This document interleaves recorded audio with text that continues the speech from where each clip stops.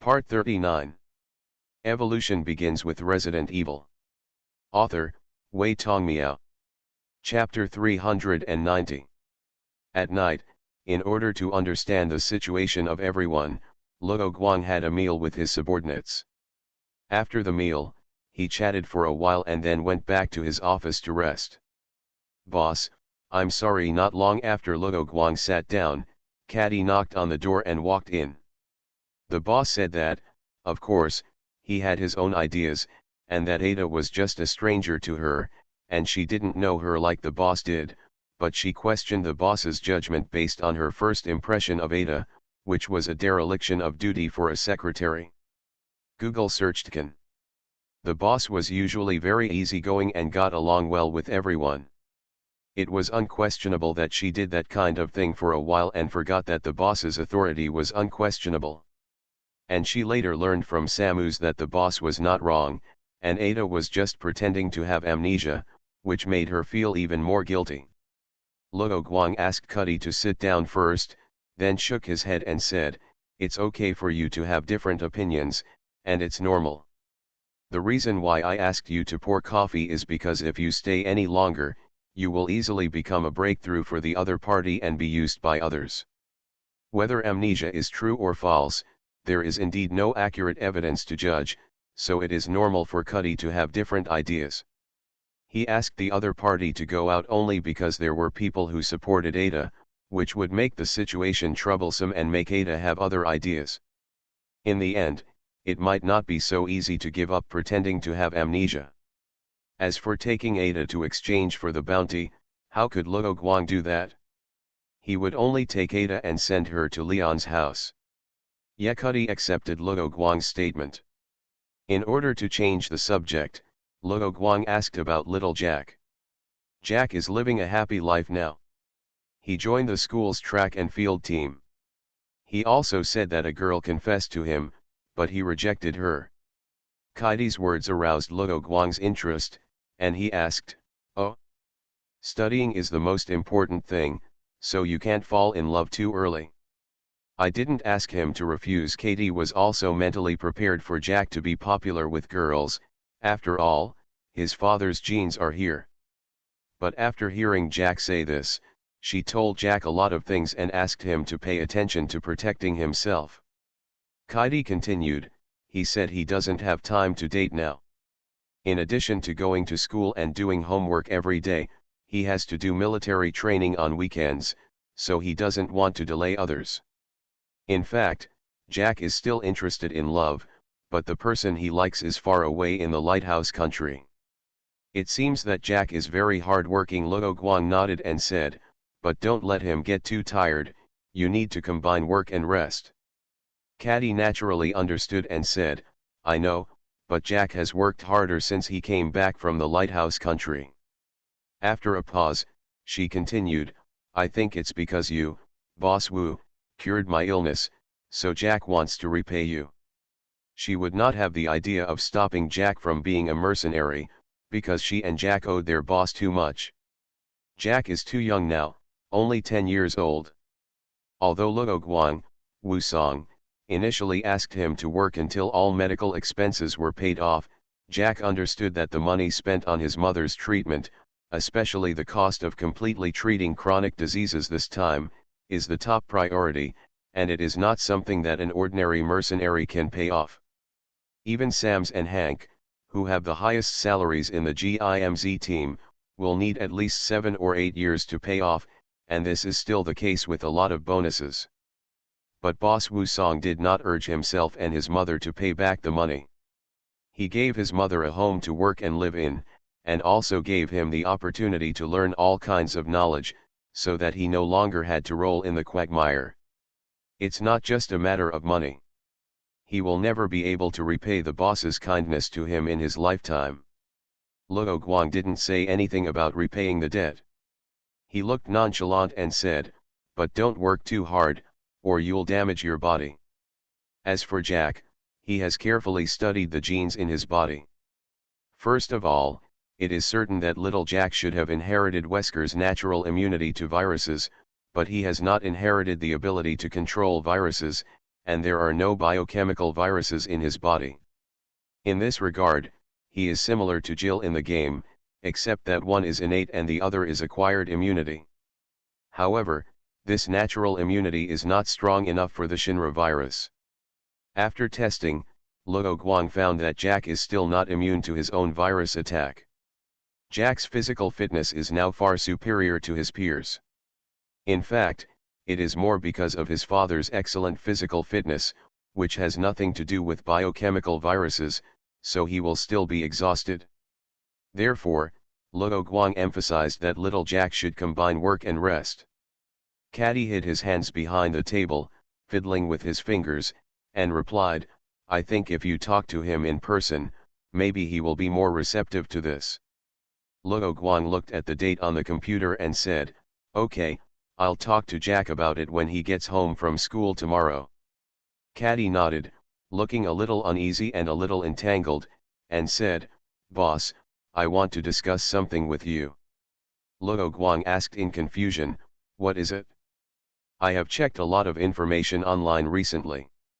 If a child lacks fatherly love during his growth, it will lead to a timid character, lack of responsibility, affect interpersonal skills and lack of security. So I am worried that if Jack continues like this, it will have a bad impact on his future growth. I think little Jack shouldn't have to worry about these problems. When he was in the mercenary town of the Republic of Edenia, he couldn't raise a coward. As for the following problems, do you think it would be better for you to come out early and be the master of the family? Does Jack, who is surrounded by mercenaries, have these problems?" Luo Guang continued, "As for the issue of security, I went to the school to stand up for Jack just for this reason, and our entire GIMZ unit also has his backing." He originally thought that after he made it clear that Jack was fine, Caddy wouldn't be bothered by this issue. Unexpectedly, Caddy said, "But I am still worried. I don't want Jack to be different from other children when he grows up."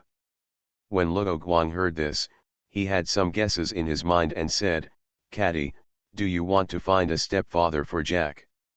It's really hard for the other party to say this openly. Caddy stopped moving his fingers, and after a moment of confusion on his face, he lowered his head slightly and said, "I'm cured now, and I don't have to worry about one day leaving Jack, so I want to give him more good life." After she recovered from her illness and had hope in life, she also had new pursuits. "Yeah, but have you ever asked Jack what he thinks? Maybe he doesn't need a stepfather." Luo Guang remembered that Jack had said before that Wesker was a taboo matter in Katie's place. Not yet. After saying this, Katie raised his head slightly, looked at the person in front of him, and said, "I can't make up my mind, so I plan to talk to you, boss." Luo Guang nodded, "That's no problem. After all, it involves the happiness of two people, so we can't act rashly. It's normal to ask people more. I just don't know if Kaidi has talked to Samus." He thought for a moment and asked, "But if you have been working here, you won't be able to contact many people. Are you planning to go on a blind date?" Although many people come here for training and the like, he feels that those people generally don't have the heart to think about love, because the coaches here will not show mercy just because they are students. Especially for those in basic physical fitness classes, just practicing their physical fitness to the point where they can barely see is enough for them. By the way, the GIMZ unit has a cooperation agreement with the top local hospital. The basic physical fitness class is not as interesting as other classes, but there are many people who unexpectedly sign up. According to one of the students, their health has improved, they can lose weight and keep fit, which is much better than going to the gym to sign up. As for why there is such a physical fitness class in the antibiochemical course, according to Hank, it is that you can't survive if you can't outrun others, and any tactical actions and battles require physical fitness as the basis. Therefore, as the GIMZ force becomes more and more famous in the global antibiochemical field, more and more military enthusiasts come to sign up. Because she drank some wine tonight, Kaidi's face was still a little rosy. She shook her head and said, "No, my current conditions are not suitable. Just let it go." Luo Guang was about to praise the other party for not belittling himself when he heard the phone in the office ring. He picked up the phone and said, "Hello. Boss, trouble may be coming." The person who spoke was Samus. She received a contact from Victor, who was running around the training ground at night, and used her computer to connect to the monitoring system. In order to avoid being sneaked in, Luo Guang built a driveway around the training ground and bulldozed the trees when building the training ground. Samus did not find traces of the enemy hidden in the woods across the road from the surveillance, but she did not think that Victor had lied about the military situation, and instead asked him to inform everyone. The reason why she did not broadcast was naturally to avoid alerting the enemy. As for those enemies who did not attack Victor, who was alone, the same reason was to avoid alerting the enemy. The members of Angel Team, Wolf Team, and Tanya Team also had their own busy work after the banquet and did not get together. However, they all carried walkie-talkies or mobile phones with them, so it was quite convenient to contact them. Although he did not carry long-range grenades, Luo Guang had asked them to be vigilant before, so he still brought the most basic pistol. After listening to Samus's report and her orders, Luo Guang said, "Well done. Did Victor tell you where the enemy is?" "In the woods behind. Should we take the initiative?" "The main entrance is connected to the main road in and out of the city, so that is the front, so Luo Guang can understand the direction Sams is pointing to." Luo Guang replied, "No, it's not convenient for us to send people to break through that road, and the camera can't capture anyone. We can't clearly know the identity of the enemy, so it's better to wait here and wait and act according to the plan." If he could confirm that the other party was someone with malicious intentions, he would directly use the grenade to greet the other party. There is some question about the origin of these grenades, but Luo Guang still arranged them for the training ground. When others asked, they were used to set off fireworks. "Copy that," Sams said, telling him the team's designated radio channel. After ending the call with Sams, Luo Guang had no intention of taking action this time. He first said to Kaidi, "Kadai, please bring Jack here and enter the lounge at the back. I will guard the door." "Yes." Kaidi stood up and went to find Jack. "Wait." Luo Guang opened the drawer and took out a Beretta M92F pistol inside, which was the sidearm he had used. After checking it, he handed it to Kaidi along with a walkie-talkie and said, "If you encounter enemies, don't hesitate. I will help you solve all legal issues." Kaidi joined the GIMZ force. Although he did not undergo professional military training, he learned how to use the gun at Luo Guang's request. Now for her son, with a determined look on her face, she took the pistol and walkie-talkie, and ran out. After Luo Guang watched the other party leave, he stood up and opened the cabinet behind him, where various firearms were neatly placed. As the leader of a mercenary, it would be inappropriate to decorate his office with books, so there is a wall of guns behind him and a gun cabinet below. There are not many buildings in this training ground, but there is still the possibility of playing CQB, indoor close combat, with the enemy, so he chose an AUG assault rifle as his main weapon this time. But before waiting for a while, Kaidi hurried back and said, "Boss, Jack is not in the room. He doesn't know where he went." Luo Guang, who had put on his combat equipment, looked helpless. This could only be considered unlucky for Jack.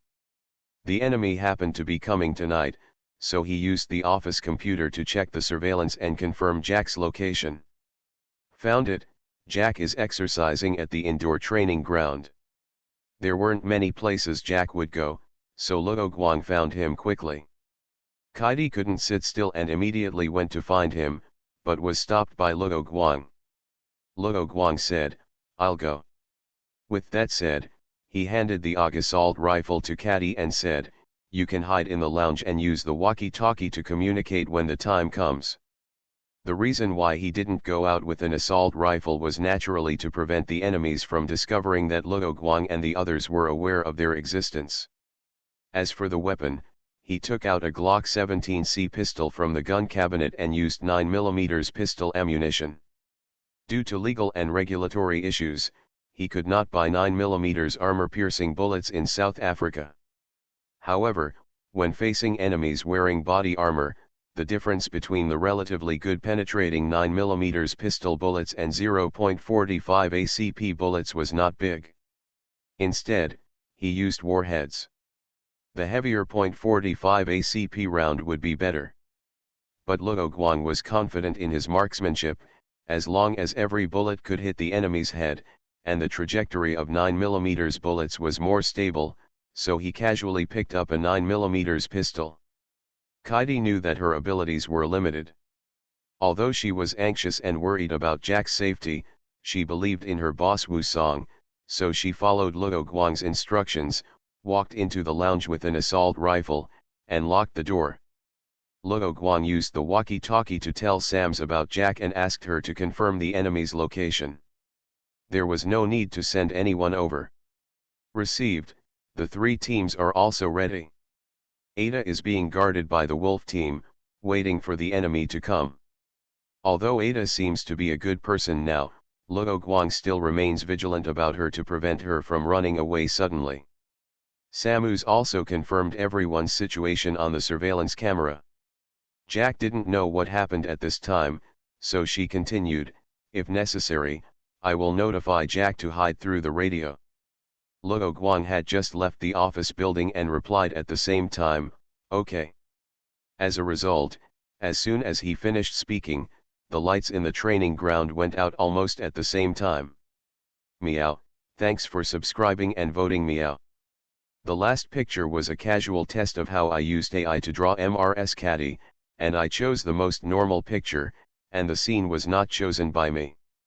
After all, I got the invitation code, so I have to use it.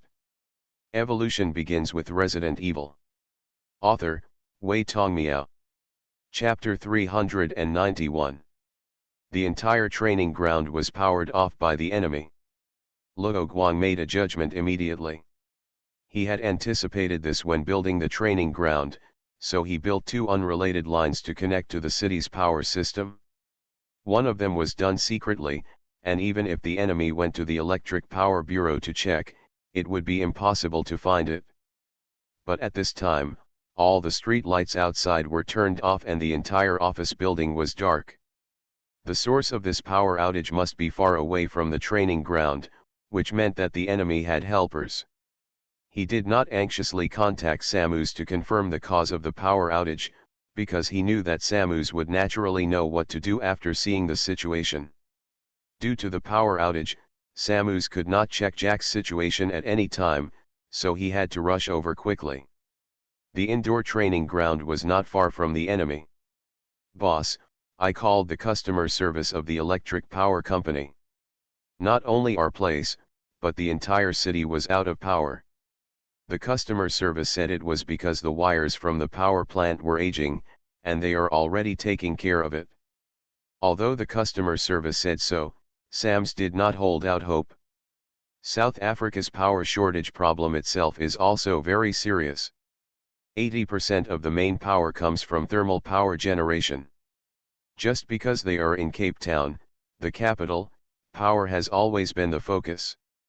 The guaranteed area has never experienced power outages before. But because of this, there is a high probability that this power outage was not a coincidence. Sams continued, "I have asked Tanya and her team to go to the basement to turn on the backup power supply. According to the previous reserve check, the diesel storage capacity is enough for us to survive until dawn. Even if all the lights are turned off, it is enough. Let Tanya and the others stay there after turning on the backup power. I don't want a big hole to be blown up in the training ground." Receive. Luo Guang put away the walkie-talkie and entered the indoor training ground, just in time to see Jack walking out with a towel and water bottle. Because of the power outage, the indoor training ground was dark, so Jack gave up his plan to continue training here. "Boss," Jack looked at Luo Guang running towards him in surprise.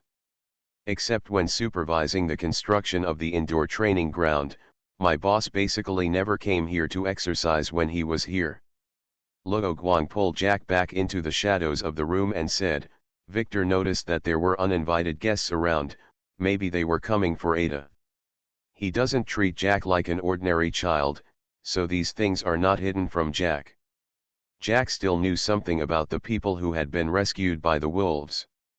After listening to the boss's words, he understood the current situation. Where's my mother? He immediately asked about his mother's situation. Luo Guang replied, she is in my office. She went to find you before but couldn't find her, so I came over. Then shall we go back to the office building? Jack wanted to stay with his mother. There is no rush. The entire training ground is out of power now. There is no intelligence, and we don't know the enemy's movements. If we rush to an open area, you will become a living target. I understand, so we have to wait for the backup power supply to be turned on first. Jack quickly understood the reason for Luo Guang's behavior and said, wait a minute, why am I the only target? Luo Guang said honestly, because I run much faster than you. Damn it, Jack understood that he had been tricked, but it was indeed a fact and he could not refute it. Luo Guang took out the walkie-talkie. Kadai, I have received Jack. I will keep an eye on him. You can stay where you are now. He then put the walkie-talkie to Jack's mouth and asked Jack to say a word. Jack obediently called his mother. Okay, be careful. Kaidi's voice was full of worry. The boss didn't say to come back now. There must be something wrong and he couldn't come back immediately. Although she didn't hear gunshots during the conversation, she understood that the two of them might be in danger. After receiving the order, Tanya quickly arrived at the location of the backup power supply. It was in a small house near the situational training venue, which was inconspicuous compared to the apartment building next door. You guys, guard the building in front of you while I turn on the power. Tanya gave the order, then entered the small house alone and closed the door. This basement is actually one of the scenario training scenes, simulating a sewer scene. She asked others to guard the building opposite to guard the only entrance and exit. There are naturally other emergency entrances and exits in the underground area here, but those entrances and exits are concealed and are not afraid of being discovered by the enemy. Alpha Team and Delta Team, follow me to the target office building, the captain continued. Gamma Team goes to the indoor training ground, and Delta Team goes to the scenario training ground. They will each deal with the enemy and then join us. They dispatched a total of 4 teams, with a total of 16 people, because the captain also served as the captain of the Alpha Team. There is no doubt that they are private soldiers sent by Sanli and Company to deal with Ada and regain the data from her. These private soldiers were established by Sanli and Company in order to compete with other companies or organizations for the inheritance of Umbrella Company. Its personnel are all retired soldiers from major well-known forces, but their average age is only 30 years old, because Sanli and Company used money to force some special soldiers who have not reached the retirement age to retire voluntarily. Soldiers of this age have a balance of combat experience and physical fitness, which is when they are at their strongest. They chose to act separately instead of concentrating their efforts to attack the office building where Ada was located. In addition to killing people, another reason was to prevent them from being outflanked by the enemy when attacking the office building. Regarding the small mercenary team of GIMZ, the Triple Alliance Private Army has a somewhat contemptuous attitude. They feel that the other party is only good at antibiochemistry, but when it comes to humans, they are not as professional as themselves. The label that the public puts on GIMZ is just the evaluation of laymen, and they can do it too. But attitude of contempt does not mean that the 3 Alliance Private Army will tactically despise each other. The only Sanli and Company civilian satellite was monitoring this place in the sky at this time, so they could confirm that Ada had not come out after entering the office building, and where Luo Guang and a team set off. As for the situation of various facilities and venues in the training ground, the intelligence department of Sanli and Company has already helped them collect information. The captain gave the order, and everyone set off without questioning it. On the other side, in order not to alert others, the members of Tanya's team did not carry assault rifles. Instead, they took weapons from the armory that could be hidden on their bodies. Among them, Sniper Aferkellen was holding an MR-73 revolver equipped with a 3x scope, stock, and bipod, using Magnum 0.357 in revolver ammunition. This revolver has barrel models of various calibers. It uses a ball-type trigger system. The shooting process is smooth. Although the accuracy is not as good as that of a sniper rifle, it is enough for the current combat distance. She separated the pockets where the various accessories were placed, assembled them as soon as she arrived on the floor, and then hid by the window. What she was facing in this mission was not the kind of silly zombies, nor would the enemy rush into the sniper's scope rashly. Therefore, as a sniper, she did not intend to fire the first shot, but instead handed over the task of finding the enemy. She met her trusted partner Hong Yifengzi. Momiji Toyoko chose a TMP submachine gun. This weapon is not much bigger than a pistol. It is hidden in the windbreaker just like Ofer. The detachable plastic butt and flash suppressor are stored separately in the pocket. When they are also in place just assembled. She took out a monocular telescope with a kill flash honeycomb grill and carefully looked around the small room in the basement. The Delta team was quickly heading towards the situational training ground. The power had not yet been restored, but they still used subsonic pistols to smash the cameras along the way. They soon came within sight of their target, but almost as they were about to attack, the power was restored. Although people from the Sanlian private army expected that this training ground might be equipped with temporary power generation facilities, they did not expect it to be restored so quickly. However, the captain of Delta Team quickly remembered that the people in this training ground were basically experienced soldiers, and the person currently in command was Samus, the former Red Claw, so he quickly stopped thinking about this issue.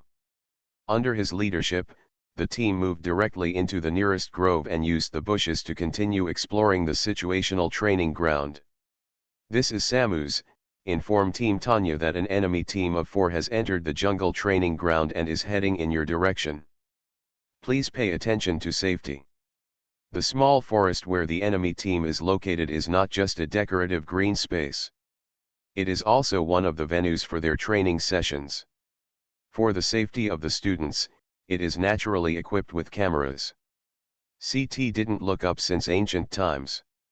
Sanlian's Delta team didn't notice the camera that was hidden by Luo Guang himself.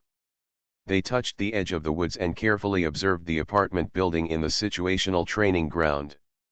After confirming that there were no enemies, the captain said, "Delta 3, you stay here to cover, Delta 2 and 4 will attack from both sides to outflank them." The biggest purpose of doing this is to prevent the entire team from being swept down by a shuttle, while he himself moves to the other side, changes to a position closer to the bunker, and then launches the charge. "Afil, we found the enemy, in the A3 area over the woods." The A3 area here was not planned by Luo Guang and the others, but the place marked on the self-made map during their previous training. After hearing what Momiji Fengzi said, Afil imagined her position and the direction of the A3 area in her mind, then squatted under the window, first put the revolver's tripod on the window edge, and then she said to Fengzi through the walkie-talkie, "Count down to 3 seconds. 321 dida." The moment the countdown ended, Hong Yifengzi revealed the muzzle of his gun and fired blindly at the enemy's position. Bang! And among the gunshots, there was a distinctive sound mixed in. Delta 3 lay tightly on the ground, making no sound. Afil, who was in a high position, could clearly see the enemy's evasive movements, so he would naturally not miss. "Delta 3, report the situation." As soon as the gunfire stopped, Captain Delta, who arrived behind the bunker, immediately asked, but he did not receive any response. His teammates did not fire back. Hateful. Captain Delta raised his gun and carefully confirmed the enemy's position. He just didn't see the enemy sniper's firing position, so he couldn't counterattack at all. He said, Delta 2, 4, please pay attention to safety. Not sure if the enemy was looking at him, the captain decided to let his teammates outflank him first. Since he was not escaping, he took out the smoke grenade, threw it from behind the bunker, and threw himself all the way to the small room in the basement. "Bis, I can't see the enemy's position here, it's blocked by smoke bombs." As he said that, Afur hid behind the wall, disassembled the accessories from the revolver, packed it and put it in the corner of the room. There was no wind tonight, and the smoke bombs would not dissipate for a while. It was too dangerous for her to keep setting up her gun. The enemy would enter the apartment building in minutes, so she prepared to meet up with Hongyi Fengzi. The enemy's target may be the basement. BZ also saw the enemy's response methods and judged.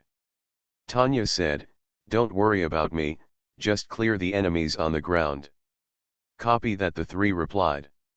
"Captain, we have entered the apartment building," Delta number 2 and number 4 said respectively. Because the situation had changed, in order to avoid being attacked by snipers, they entered the apartment building scenario simulation site without meeting. Captain Delta replied, "I am about to enter the basement. Please be careful. I may not be able to contact you after that. If I fail to turn off the backup power supply after 10 minutes, you can contact the commander yourself." In order to prevent his subordinates from panicking because he lost contact, he arranged the next things in advance. Delta 4 immediately responded to the team, but Delta 2 did not answer, and a burst of gunfire echoing in the apartment indicated that Delta 2 had encountered an enemy.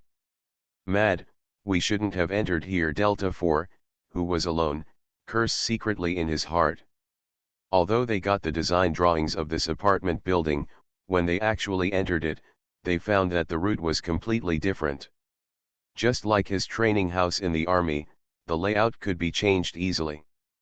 But this is more of a practical environment. There is a lot of garbage on the ground, and it will make noise if you accidentally step on it. Without being able to confirm the enemy's position, he did not dare to rush through the movable walls made of wooden boards, which could not provide him with sufficient cover. Delta 4 moved its feet and put them down again, avoiding a potato chip bag on the ground. Although the power was temporarily restored, only a few dim lights were on inside. "Aha!" A strange sound came from the open door in front of him, making him alert. He raised the weapon in his hand and started cutting corners slightly away from the door. Then he saw a zombie rushing out and swooping towards his position. Da-da-da-da. The conditioned response was the same. Delta 4 fired, and at the same time, another huge gunshot sounded from behind it. Fell into a trap. This was the last thought in his mind. "Samus, this is BZ. We have defeated an enemy here, and he has a body armor." BZ held a .50 AE caliber Desert Eagle in her hand. After finishing the damage to the enemy, she confirmed that the surrounding area was safe, and then headed towards report to superiors. After Samus told her the enemy's location, he switched to other surveillance cameras, so she needed to report. Another burst of gunfire rang out in the apartment building, and Afur also reported, "The enemies on my side have also been eliminated." Fengzi was shot in the arm, but the problem is not serious. When she arrived, Momiji Toyoko was entangled with the enemy, which gave her the opportunity to take out Delta 2 from the side. Samus replied, "Copy that, you guys are on standby to treat your injuries first. Just leave the remaining enemy to Tanya." That one enemy was not even enough for Tanya to squeeze between her teeth. Meow, 1.6 million words, I have reached the target number of words in the contract. You are listening to Novels at Bless Up channel. Wish you happiness and luck. Please subscribe to receive new novels. How do you feel about this novel? Please like and leave a comment. Evolution begins with Resident Evil. Author, Wei Tongmiao. Chapter 392. Jack and Luo Guang were hiding in the indoor training ground, and soon they heard gunshots outside. The enemy's assault rifles were equipped with silencers, so the gunshots were the sound of Carlos and his men counter-attacking when the enemy attacked the office building. Jack looked at Luo Guang beside him and asked, "Boss?" Luo Guang looked calm and whispered, "What's wrong?" He was wearing a single-sided wired headset, and the other side was connected to a wireless intercom, listening to the development of the situation. "Can we just hide like this?" Jack was not afraid, and even a little eager to try, wanting to fight the enemy and verify the combat skills he had learned so far. Luo Guang patted Jack's head gently and said, "Why are you so excited? It's none of your business if the enemy comes. Just hide behind the bunker. I just want to help you share the pressure." "I don't have any pressure. If you don't cause me trouble, I won't have any pressure." Luo Guang's words were merciless. He continued, "Don't underestimate gunfights, and don't underestimate war. The enemy is not the kind of fixed target that you usually train to fight back." I was poured cold water by Luo Guang. Jack's eyes darkened. He disagreed with Luo Guang's words and replied, "I don't underestimate war. Although I don't have a weapon now, but I'm familiar with the environment here, and most places don't have lights on.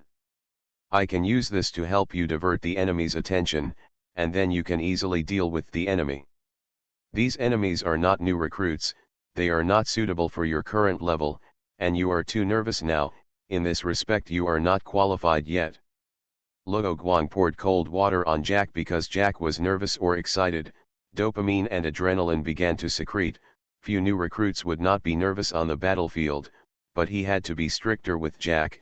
At least it was safer to practice with biohazard. Jack was stunned, and realized belatedly that his hands had been clenched.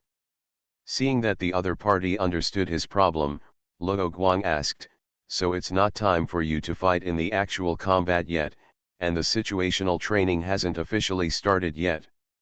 Jack took a few deep breaths and replied, "No, but I want to repay your kindness, boss.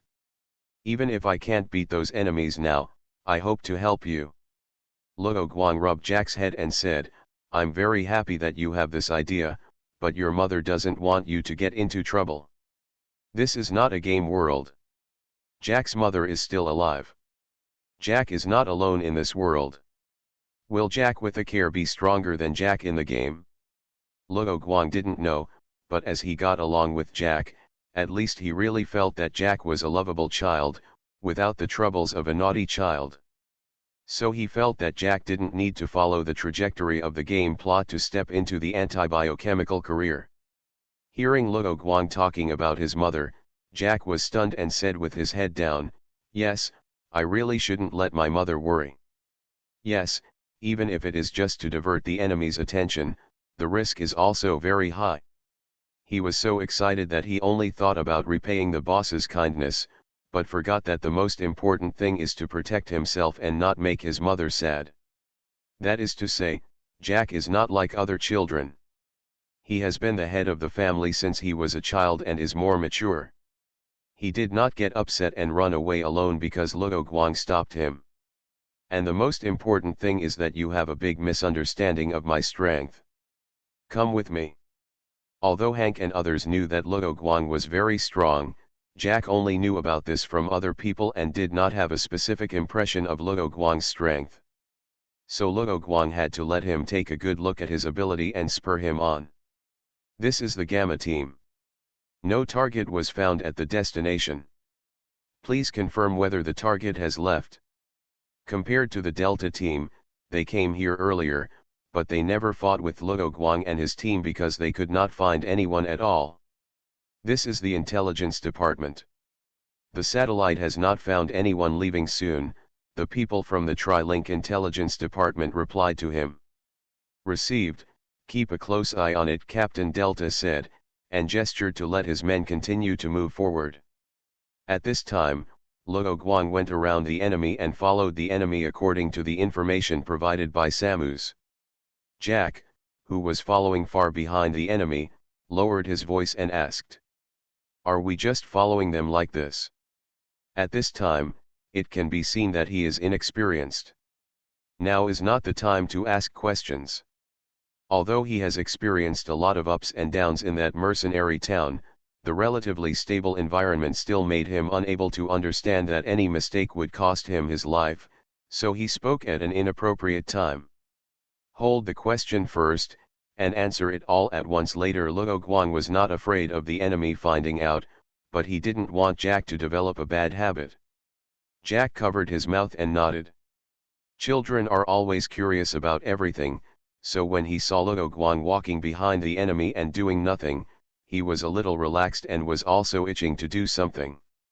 He was too curious about how Luo Guang could follow the enemy without staring at him. Although Samus could report the enemy's position at any time, the enemy was always moving, and Samus didn't have time to play with Luo Guang. The Gamma team kept looking for the enemy's traces, but the enemy seemed to have disappeared. This is not the wild, and they can't find any traces left by the enemy.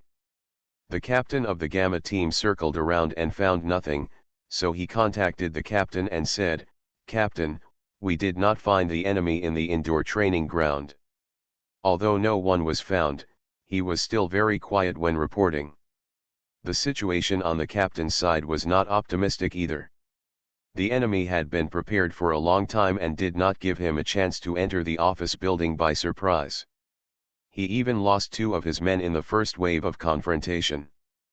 Previously, through satellite surveillance, only one person was seen going to the indoor training ground.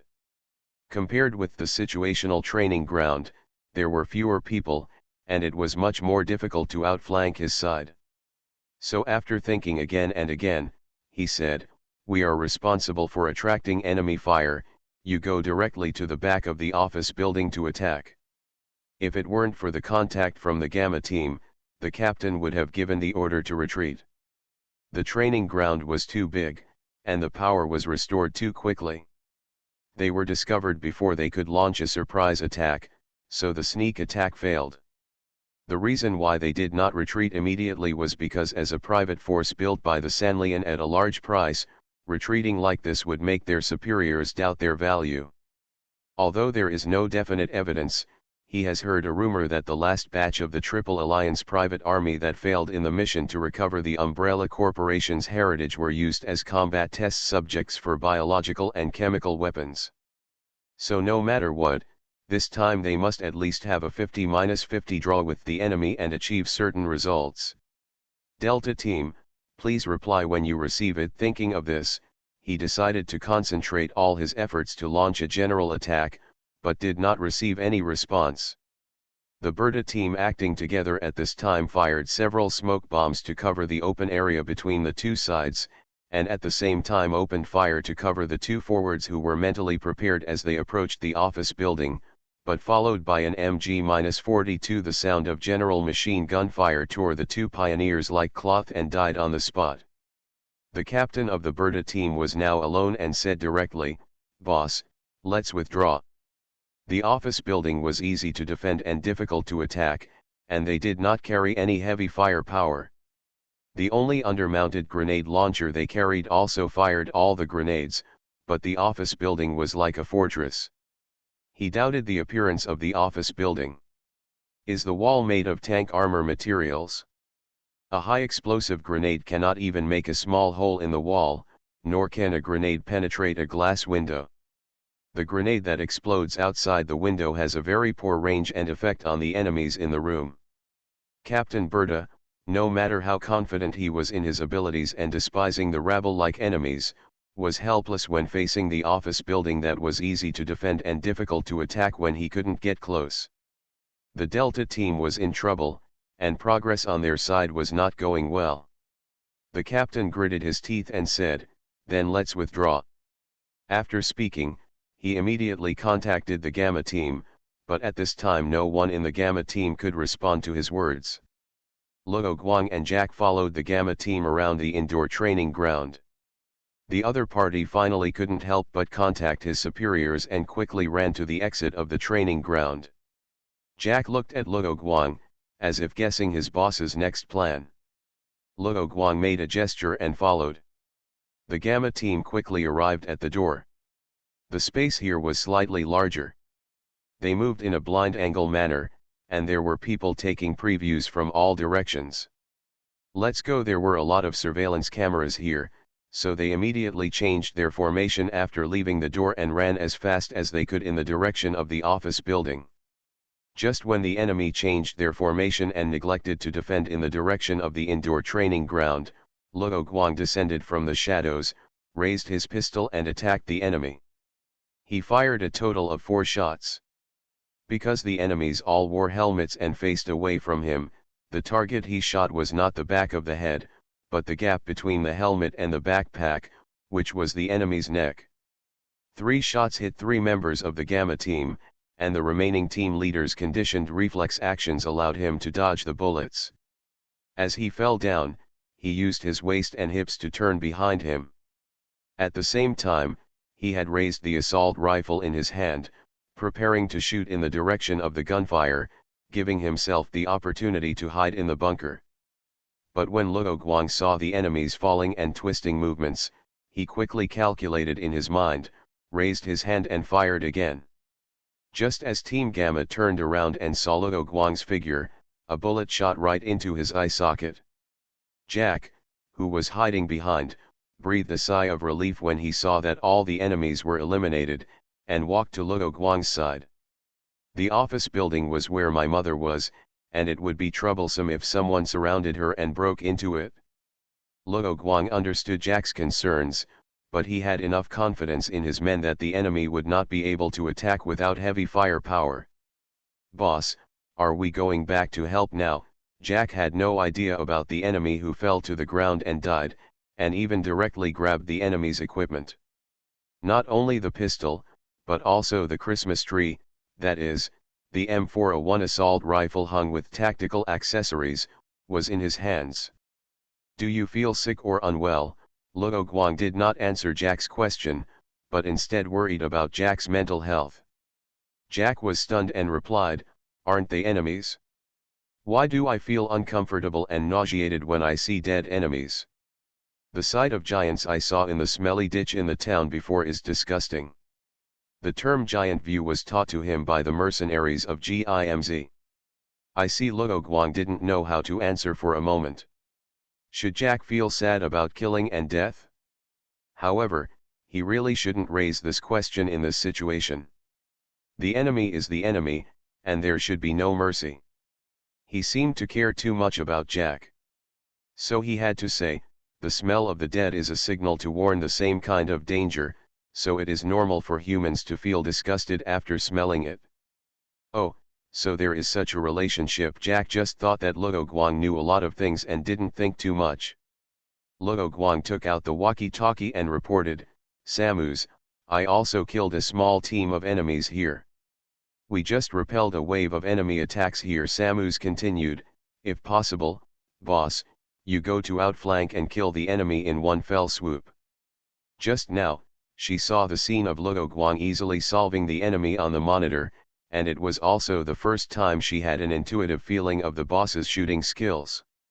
For so many years, the only person who can compare with Wu Song's shooting skills, in her opinion, is Luo Guang. For Luo Guang, this was not difficult, so he picked up the enemy's weapons and ran towards the office building. "Retreat." Without receiving a response from the Gamma team, the captain issued an order to retreat without hesitation. Others had long since given up the idea of continuing to fight, and without hesitation used all the smoke bombs they carried, blocking the area in front of the office building with thick fog. Carlos, who was operating the MG-42 general-purpose machine gun, thought that the enemy was going to launch a general attack, so he directly emptied the remaining bullets and made a wave of suppression. "Don't shoot, I'll deal with the fleeing enemy," Luo Guang shouted in the communication channel, and then asked Jack to hide behind the stone pier of the flower bed, while he rushed into the thick smoke. For him, it was not difficult to confirm the enemy's position. The retreating enemy would take advantage of the opportunity when the smoke was still there to leave, and naturally he would run out. Luo Guang identified the location by sound, and he didn't even need the radio radar sensing ability extended from the power control ability.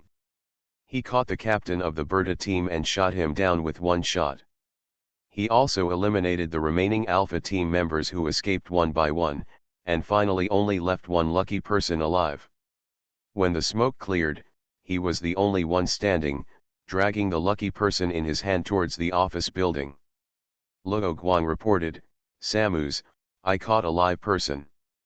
Samus nodded and said, "All teams stand by. Tanya, your team should also bring back the tongue you caught." The Delta team leader who entered the basement was also easily captured by Tanya. There were two captives who could refer to each other's confessions. Next, after confirming that there were no enemies, it was time to deal with the aftermath and interrogate the enemies. Meow, the chapter posted last night had illustrations, and it was reviewed at 9 o'clock this morning. It was probably manually reviewed. I accidentally deleted it when proofreading last night, so I can only review it again. Evolution begins with Resident Evil. Author, Wei Tongmiao. Chapter 393. Luo Guang took Jack to find Catty. The prisoner he captured was taken away by Carlos and his team. Later, the Angel team will clean up the battlefield with the Wolf team. It seems that tonight will be a sleepless night. Mom, Jack saw his mother and hugged her directly. Jack. Are you okay? Catty finally relaxed her brows and greeted her son with a smile. Taiwan Novel Network rightward arrow dot. You guys chat first, I'll go interrogate the two prisoners. The GIMZ training ground is far away from the city, so the gunfight here did not attract the police, so don't blame Luo Guang and his team for being rude. Catty knew that Wusong would have a lot of things to do later, so he said, then I'll take Jack back first. Okay. Mom, this is the trophy I captured. Jack confirmed that the safety was on before showing off his gun to Catty. Luo Guang looked at the two people who left, smiled, and walked to the other side of the corridor. Samus, is Ada here too? He walked into Samus' office and saw Ada chatting with the owner of the office. I asked the Wolf team to send her to me. The more people help to defend the situation just now, the better, so Samus decided to watch Ada by himself. Ada took a sip of coffee and said, I didn't do anything bad. I sat here and watched quietly while she was directing the battle. Luo Guang said directly, you owe us 2 lives. I can pay. Ada didn't want to owe others a favor. But Luo Guang was very firm and didn't allow the other party to refuse. He said firmly, this is not your choice.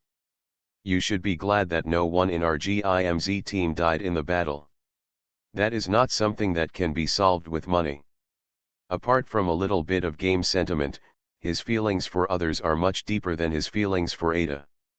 Ada understood what Luo Guang meant and replied, okay, if you have any requests, just say it. I'll think of it later. Although Luo Guang had several questions in his mind, such as the location of the HCF headquarters, he didn't ask any questions in the end. Because this was not what Wusong wanted to know. Seeing that the two had finished talking, Samus asked, Boss, who will do the interrogation? The Wolf team is good at this, so let them do it. Especially Michaela, the Wolf team's military doctor.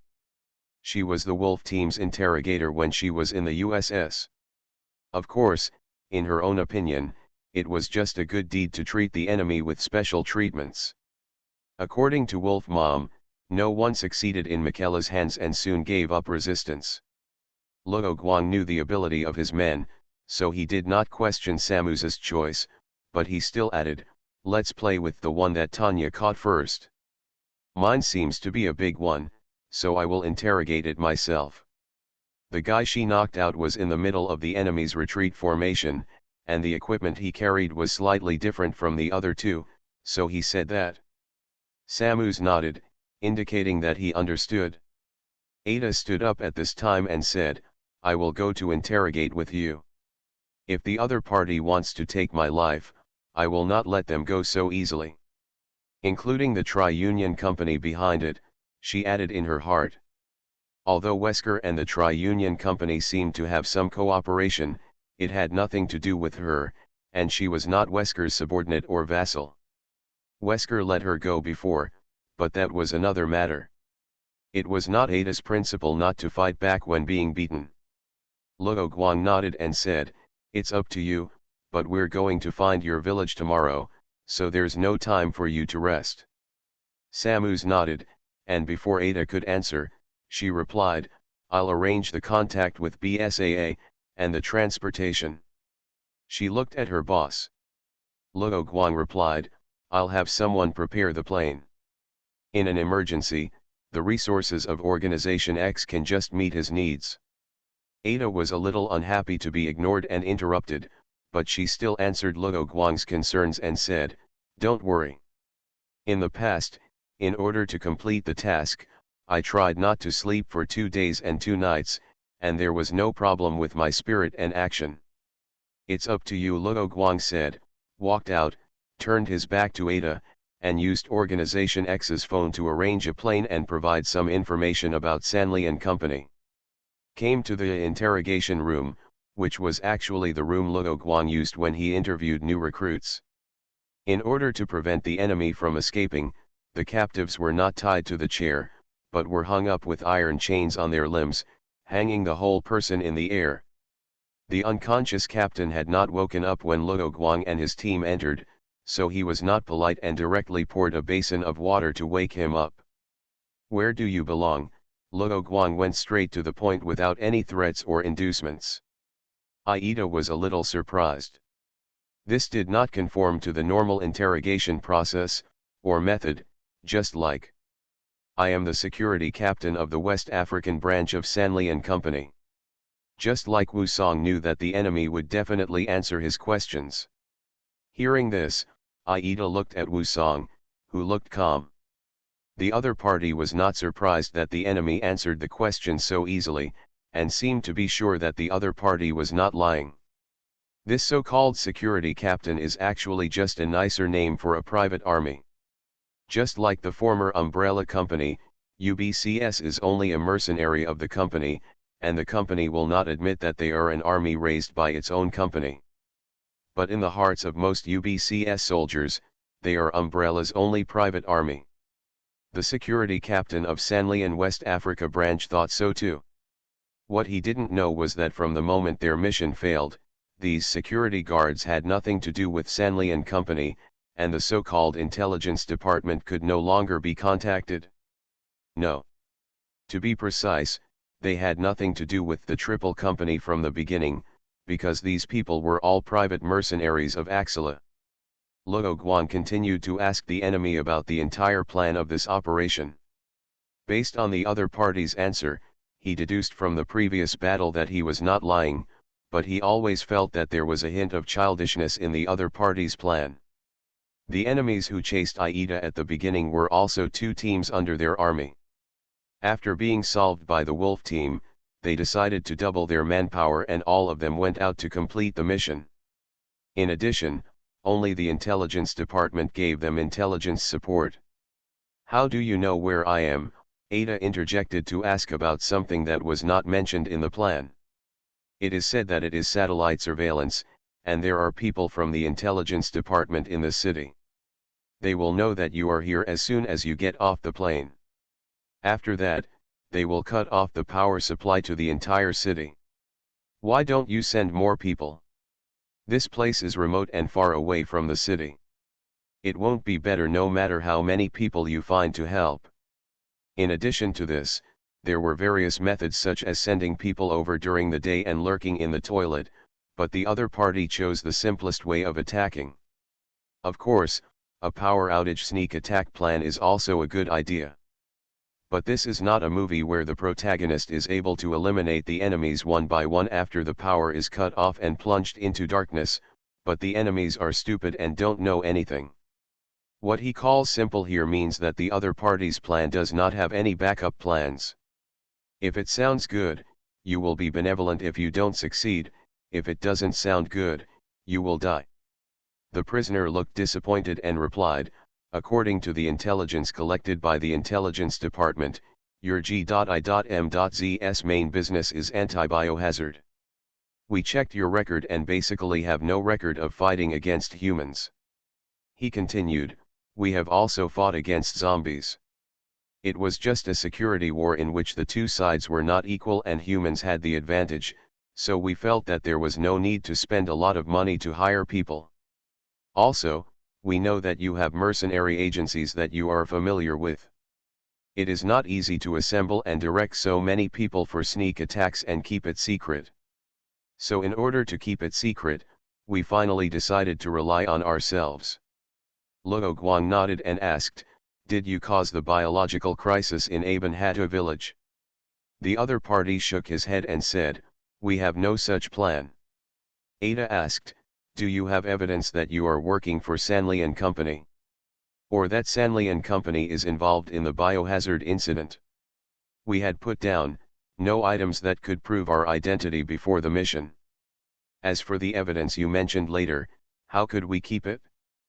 But this also shows from the side that Sanli and Company is indeed related to certain biohazard incidents.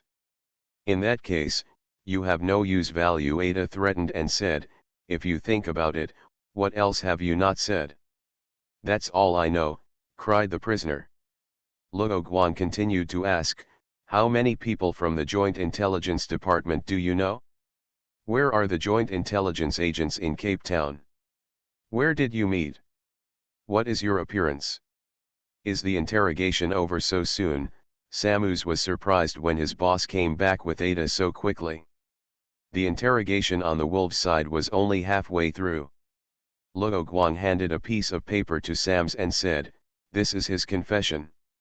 We, GIMZ, may have to face a war next, so the current course services are temporarily suspended or we will contact you for a refund.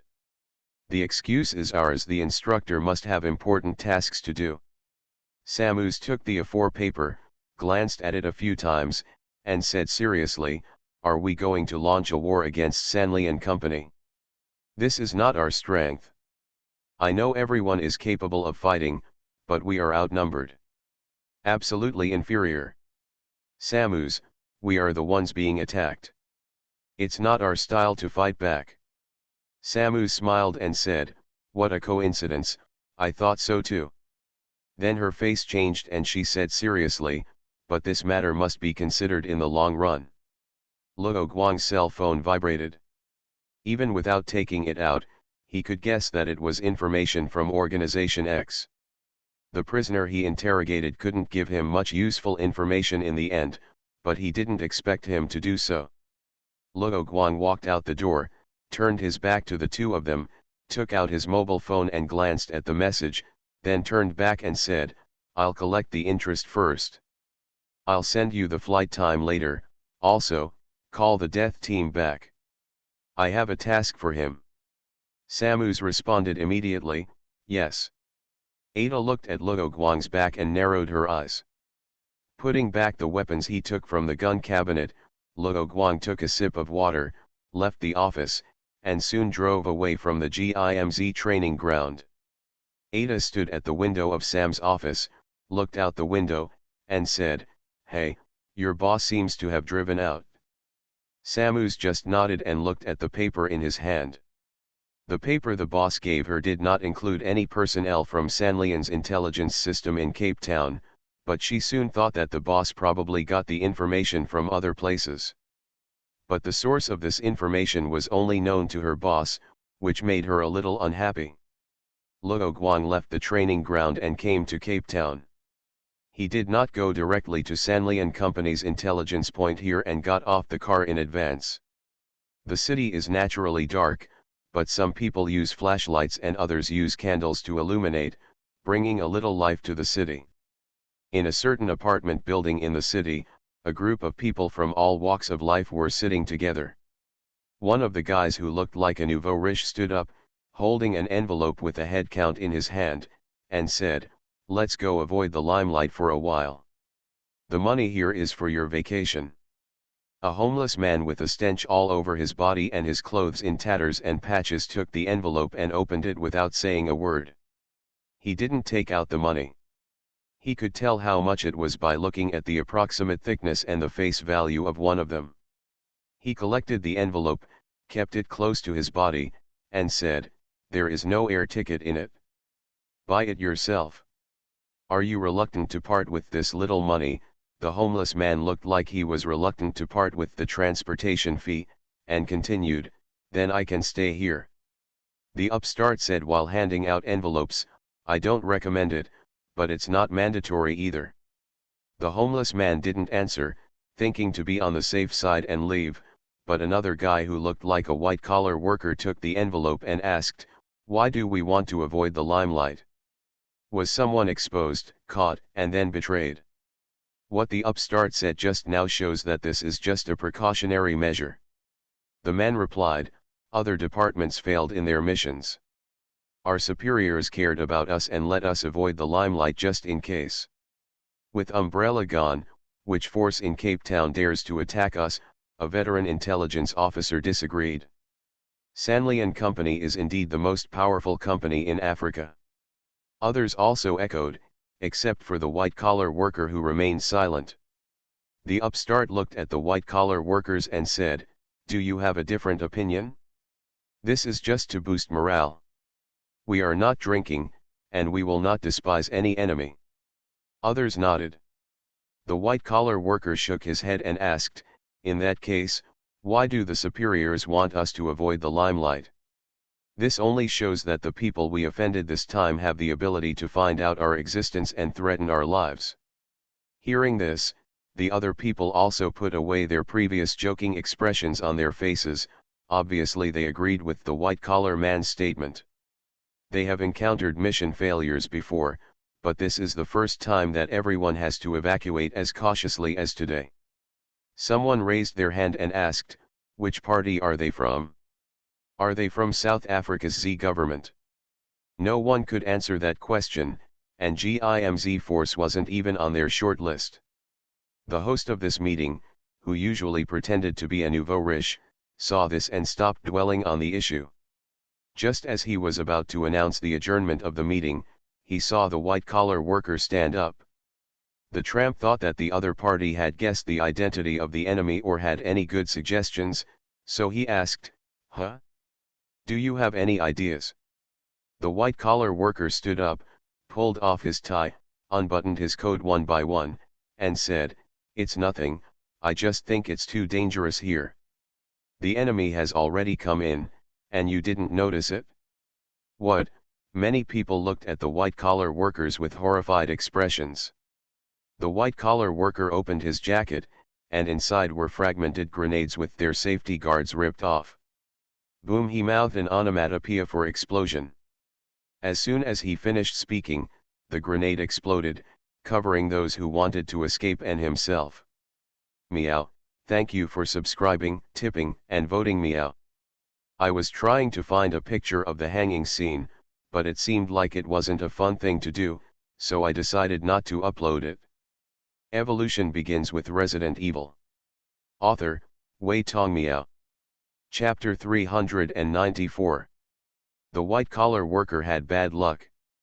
Although the company had a power outage, he still had to use his laptop to finish the form before leaving get off work, so he didn't receive the information about the party in the first place.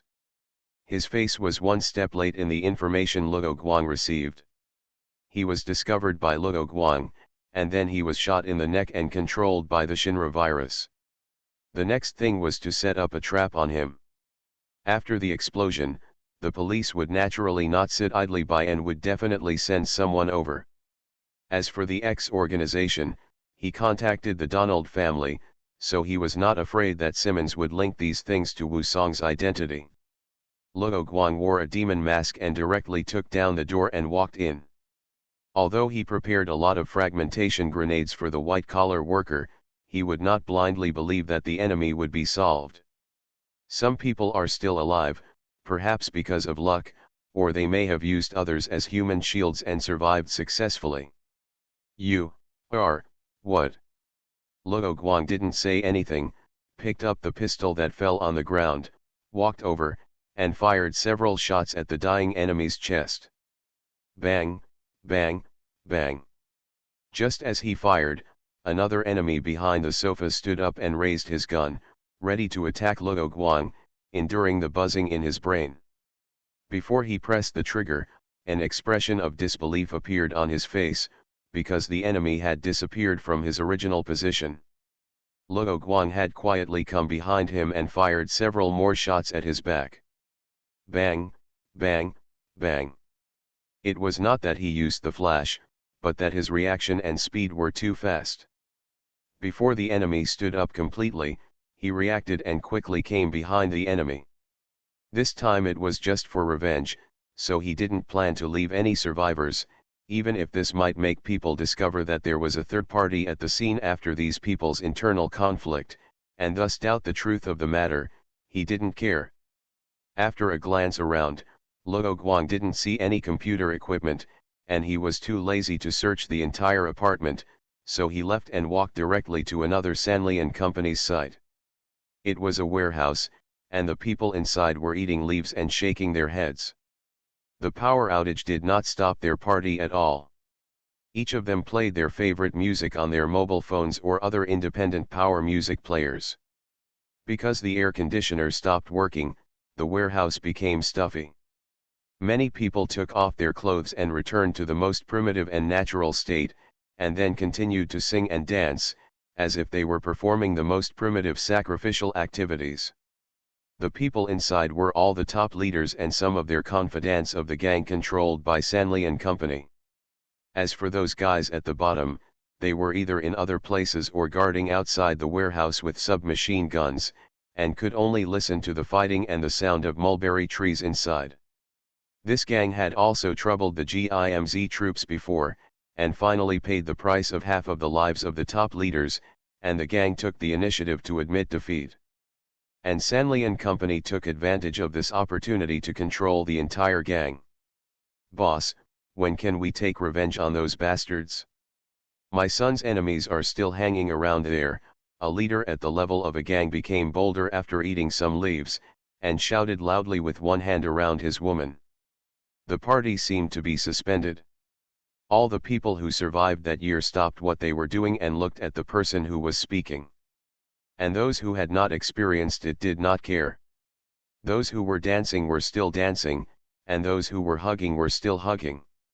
They were so happy and did not realize that the atmosphere had changed.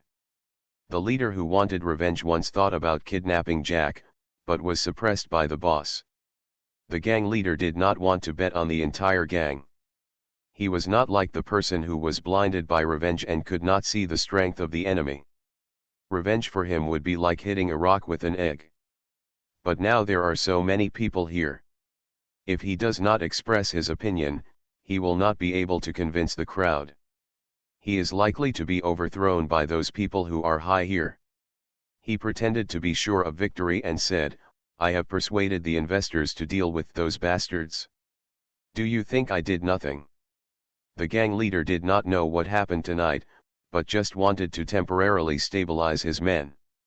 Anyway, these men were either drunk or high, and they would forget what happened tonight tomorrow.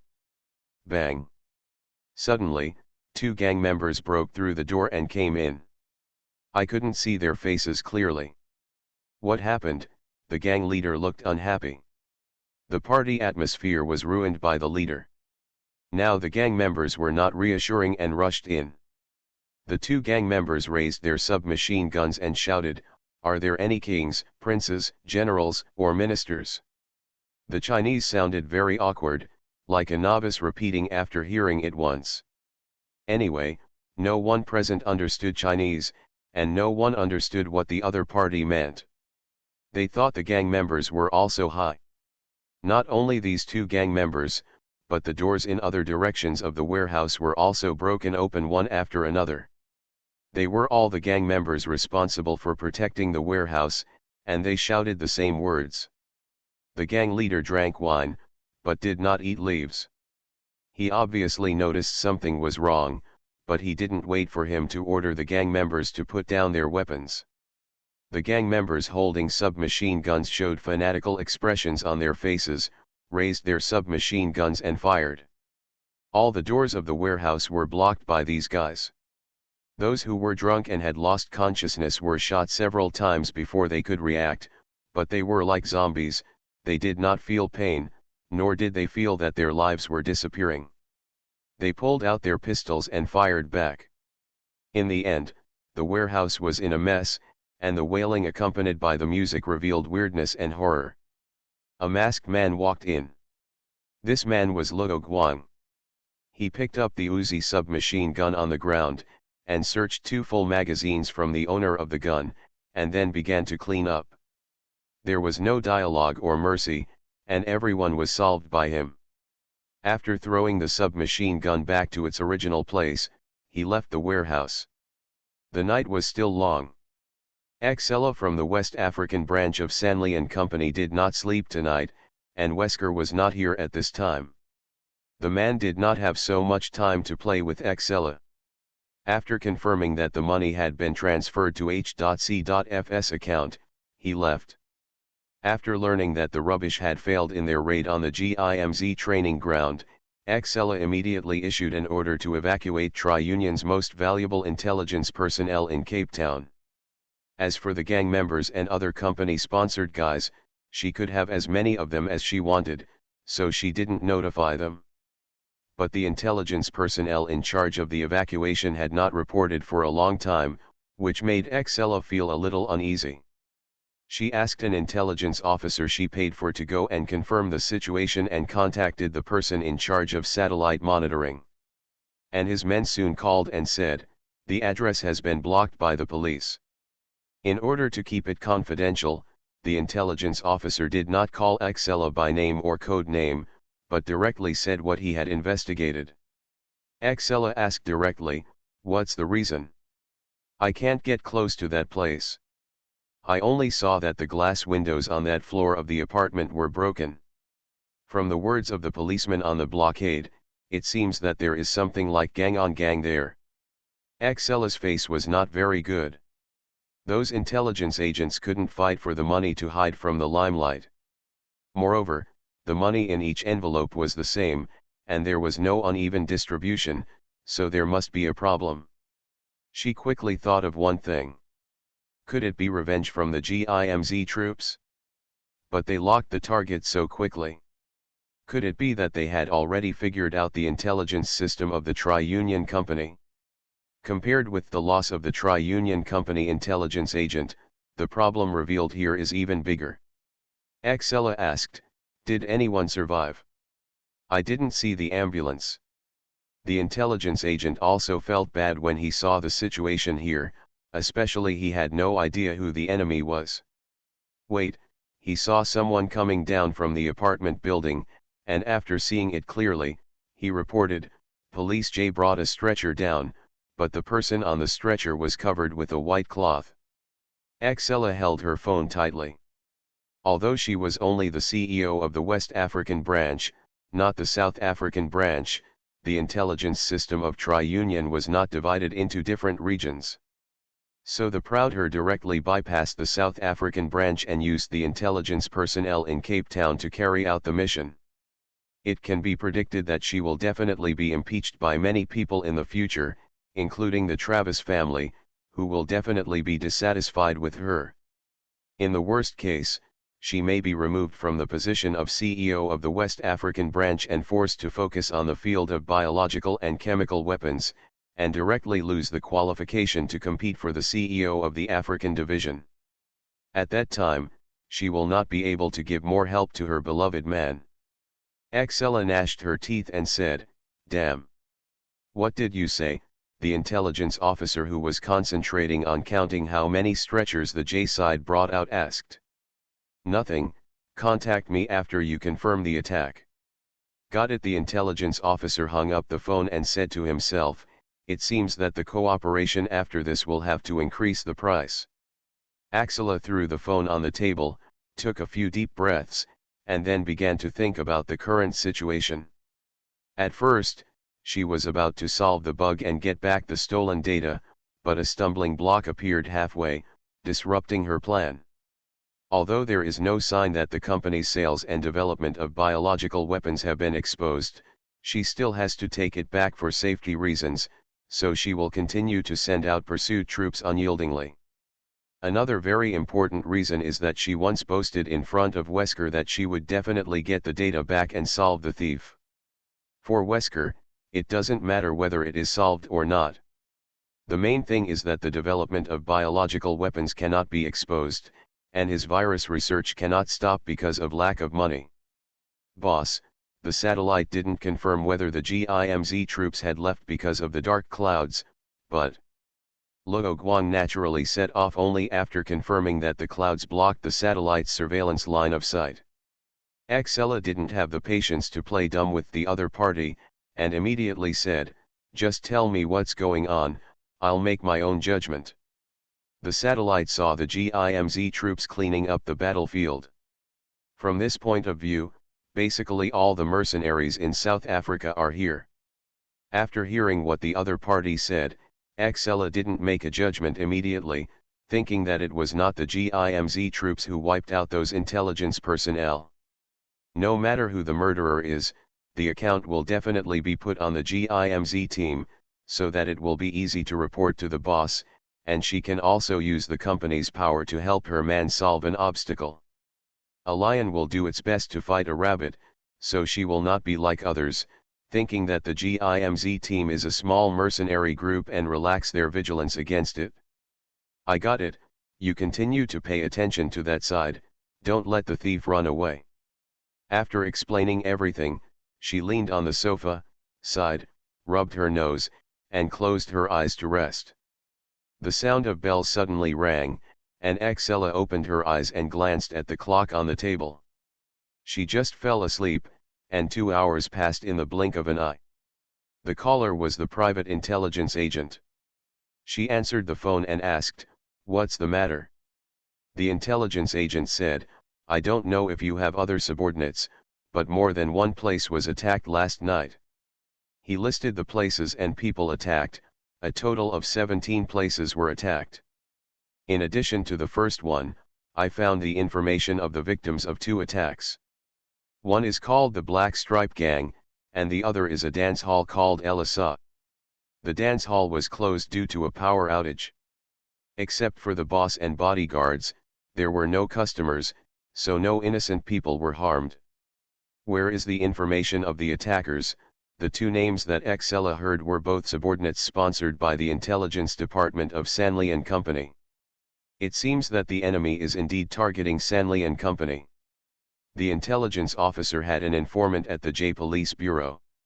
He flipped through his notebook and said, although the specific situation has not been investigated, the J side has a preliminary conclusion on these incidents. He did not keep the secret or ask for more money, and said, it was all caused by internal strife. The clue that someone was killed was not found by the J side yet, so the intelligence officer naturally could not get this information. Internal strife. Xella stood up, opened her eyes wide, and cold sweat appeared on her forehead. If the J side really investigated the internal strife, then she naturally could not put the blame on the GIMZ troops. Although she would not stick to the pot, this was not the result she wanted. This is what the J side said. For example, the Black Mark Gang was a rebellion launched by the lower-level brothers who wanted to seize the position of the boss, which led to internal strife. This is very common sense, especially Xella knows that the people in this gang are basically involved in something, and it is common for them to go crazy, but there is a problem. She said, but so many forces fighting at the same time? That's too strange. The intelligence officer shared the same view as her, saying, I think so too, but the criminal psychology expert from the J side said that this might be a coincidence caused by the power outage in the city. This is a godsend opportunity. The power outage became the last straw that broke the camel's back and became the fuse of these events. That's what the expert said. When the director of the Cape Town J Police Department was overwhelmed by the large number of attacks that occurred at the same time, he heard this and it was like hearing the sound of nature. So he used this as a basis without saying anything and set the tone for these things. This was naturally done to keep his current position. I know, you continue to follow up. Not long after hanging up the phone, Xella's phone rang again. Thinking that troubles were coming one after another, she answered the phone, and before she could speak, she heard the person on the other end of the phone say, "The target person has left the GIMZ training ground." Meow, thank you for subscribing and voting meow. You are listening to Novels at Bless Up channel. Wish you happiness and luck. Please subscribe to receive new novels. How do you feel about this novel? Please like and leave a comment. Evolution begins with Resident Evil. Author, Wei Tong Miao. Chapter 395. Chapter 388 Shiva Uloma. Boss the Wolf Mother took her men and Ada to board the private plane of the Donald family. Luo Guang still maintained the appearance of Wu Song and did not return to his original appearance. He had just finished breakfast, and there was a curvy stewardess next to him who was bending down to clean up his plate. "Thank you, you should prepare breakfast for others later." He glanced at his watch and continued, "The time is just right, the plane has been packed and can take off at any time. You can sit anywhere, Ada will sit inside me." The private plane took off quickly.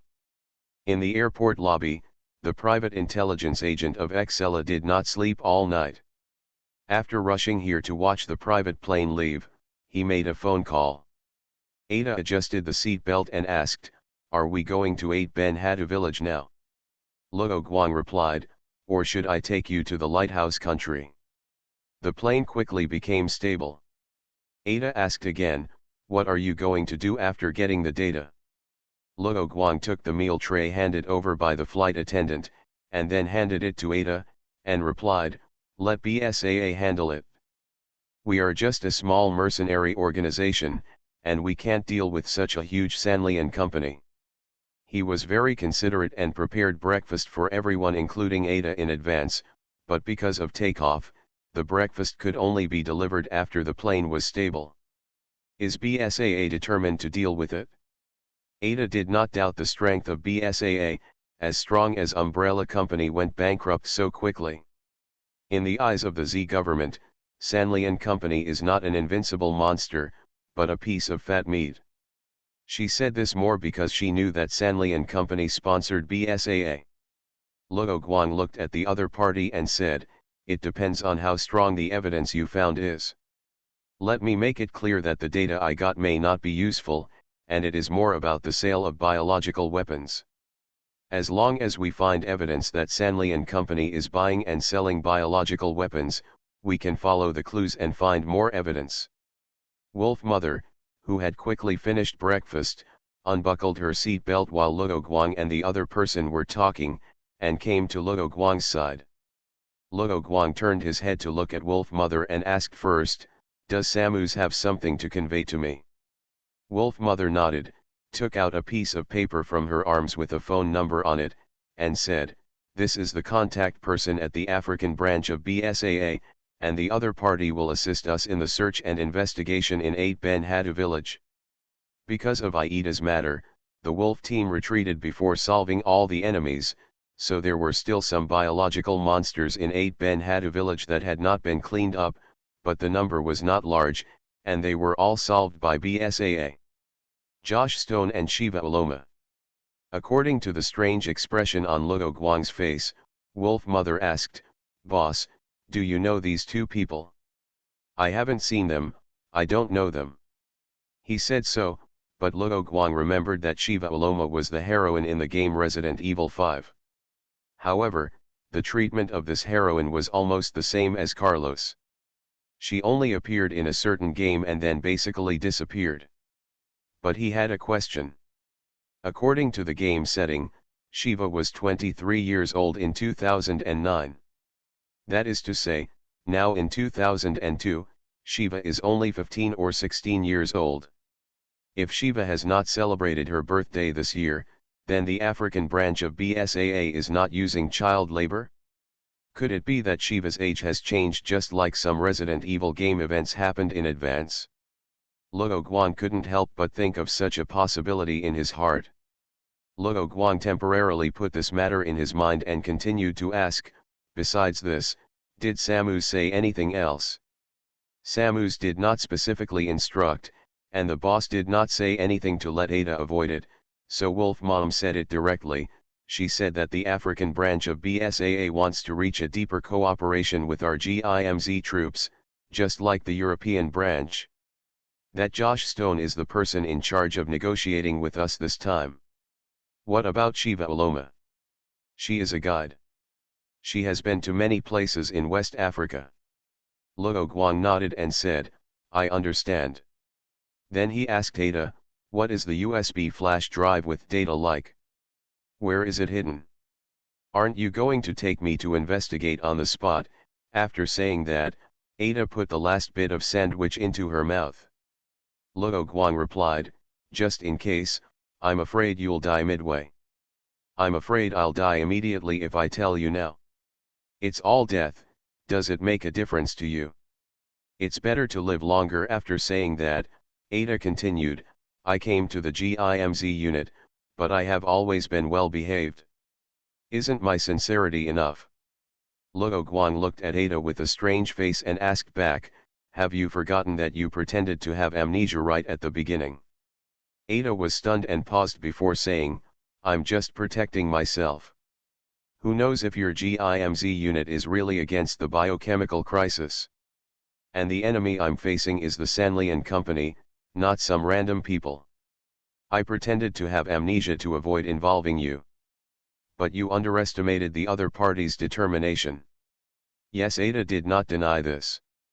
After chatting, Luo Guang brought the topic back to the point, forget it, when you meet up with BSAA later, your identity will be an enthusiastic member of the public, an intelligence officer who has a cooperative relationship with our GIMZ unit. Aren't you from your unit? Cooperation is what you like. You are not the kind of person who is willing to live under someone else's roof. Luo Guang would naturally not reject an excellent agent, as if he saw through the future, and said, in the future, we will have many opportunities for cooperation. A few hours later, Luo Guang and others finally arrived at the nearest airport to 8 Ben Hadu village, and the contact person of BSAA was already waiting there. Everyone took their luggage and got on a shabby bus and set off for their destination. Wolf Mom and the others were taking out their weapons and equipment from their luggage bags and putting them on.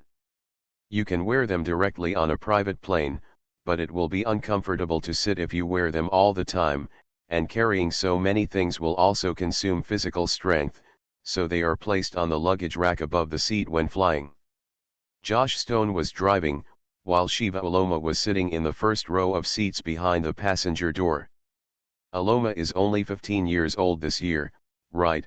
Luo Guang asked Josh, looking at Shiva, who was smaller than in the game. Josh didn't expect that the first sentence after the two sides greeted each other would be this, and he was slightly stunned. Shiva replied generously, yes. This shows that Shiva's age is the same as in the game, and has not changed. Asking Shiva only about her age was strange, so Luo Guang turned around and said to Ada, Xiao Wang, what's the phone number of the International Labor Organization? There are people employing child labor here. Ada picked up a number casually, 0041-22-8795678. Although Chiao-su didn't know whether this number was the phone number of the International Labor Organization, he knew that 0041-22 was indeed the international area code of Geneva, Switzerland, where the organization's headquarters was located. His tone became a little panicked and he said, wait, there is a reason for this. Shiva Oloma was born into a poor family in Mali, Africa. The town where she grew up was near the number 57 factory of the African branch of Umbrella Corporation. Just like Raccoon City back then, most of the locals, including Shiva's parents, became cheap labor for Umbrella. But at least Shiva's family did not face the threat of famine like most parts of Africa. At that time, having a full meal was already a blessing for this family. But this happiness was short-lived. When Shiva was 8 years old, a virus leaked in the factory and UBCS blocked the entire factory. Her parents died in the disaster. At first, she was adopted by her uncle, but Shiva's uncle only took in the child in order to receive compensation from Umbrella. After Umbrella blocked the information and refused to compensate, he chose to drive Shiva away because he was poor and had 7 children. Shiva began a displaced life. Although she was told that her parents were dead, she still insisted on believing that her parents were still alive, and this belief made her struggle and survive. Until one day, a truck carrying goods passed by chance and found Shiva. Shiva no longer remembered whether she had shouted to the truck and hoped that he would stop, but in the end the truck driver still took her in the car, and she became a member of the local anti-Z government armed forces. It was also from these people that Shiva knew that the accident in the factory that year was not an accident, but a new biological and chemical weapon test by Umbrella, and her parents were 2 of the sacrifices. After the experiment, Umbrella Company took a cleanup action to cover up the truth of the experiment. With the cooperation of the local government, the factory was destroyed and all the people who knew about it were killed. This naturally included Shiva's uncle and his family, because Shiva's uncle had asked Umbrella Company for compensation in the name of Shiva's guardian, so the company found that there were still fish that slipped through the net. After knowing these things, Shiva was determined to devote herself to revenge against Umbrella Company and the Z government that colluded with it. At first, she only washed and cooked for these militants and helped them take care of the housework, but when she was 10 years old, she got her first pistol in her life. Her main task was to buy daily necessities for these militants in the town and act as a spy. Shiva stayed in this armed organization until 2000. That year, she escaped from the armed organization because she found that her companions wanted to use the biological and chemical weapons sold by Umbrella Company on the black market to resist the Mali Z government. In fact, these militants and the Mali government are essentially the same. Both sides massacred prisoners of war and civilians in large numbers, which is just a very common thing in this country, but Shiva doesn't know it. The only thing she can't stand is the use of biological weapons. Even if it means betraying her companions, she must stop these people, but she can't do it alone. So she escaped and looked for an anti-biological organization she heard on the radio B.S.A.A. The problem is that the BSAA in 2000 was still in its infancy, and many things had not been settled. Branches on various continents were also being prepared, which made it impossible for her to contact the people of the BSAA. But there is always a way out. Shiva met Josh Stone, who was collecting intelligence on the biological weapons of Umbrella Corporation. Finally, with Shiva's assistance, the BSAA African branch has been dealing with biological weapons since its official establishment, and even solved all the biological weapons that Umbrella had put on the African black market at that time. Josh briefly said what Shiva didn't mind others knowing, and concluded, "So, don't look at Shiva's young age, but she is already an excellent BSAA fighter." Luo Guang asked, "No, this is not the reason for you to hire child labor, right? Since you pulled her out of the quagmire, why don't you send her to school and live a normal life?" The wolf mother sitting in the back seat also nodded. She is a person with children, and after hearing about Shiva, she was deeply touched. Shiva took over the question and said, "For me, this is a normal life. This is the only thing I can do." When Jiao Su heard this, he was helpless and said, "Her experience is destined to be different from those children who grew up in a peaceful country. We are not only training Shiva's combat skills. Shiva's English is very good. It took her 6 months to be able to use English proficiently, and so far, she has completed all high school courses." Shiva then said, "And this is the life I choose, and it has nothing to do with BSAA and Jiao Su." Luo Guang shrugged and said, "Okay. Let's stop talking about family matters. How is the situation in Aben Hadu village?"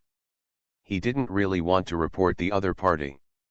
Seeing that Wu Song did not seem to intend to report the child labor problem, Jiao Su breathed a sigh of relief and said, "The biochemical monsters in the village have been cleared, but we found zombie dogs in the village."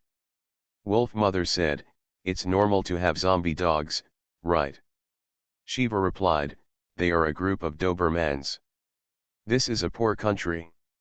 Since I was born, I have only seen the president have one on TV. In any case, it is not normal for an ordinary poor village to have this breed of dog.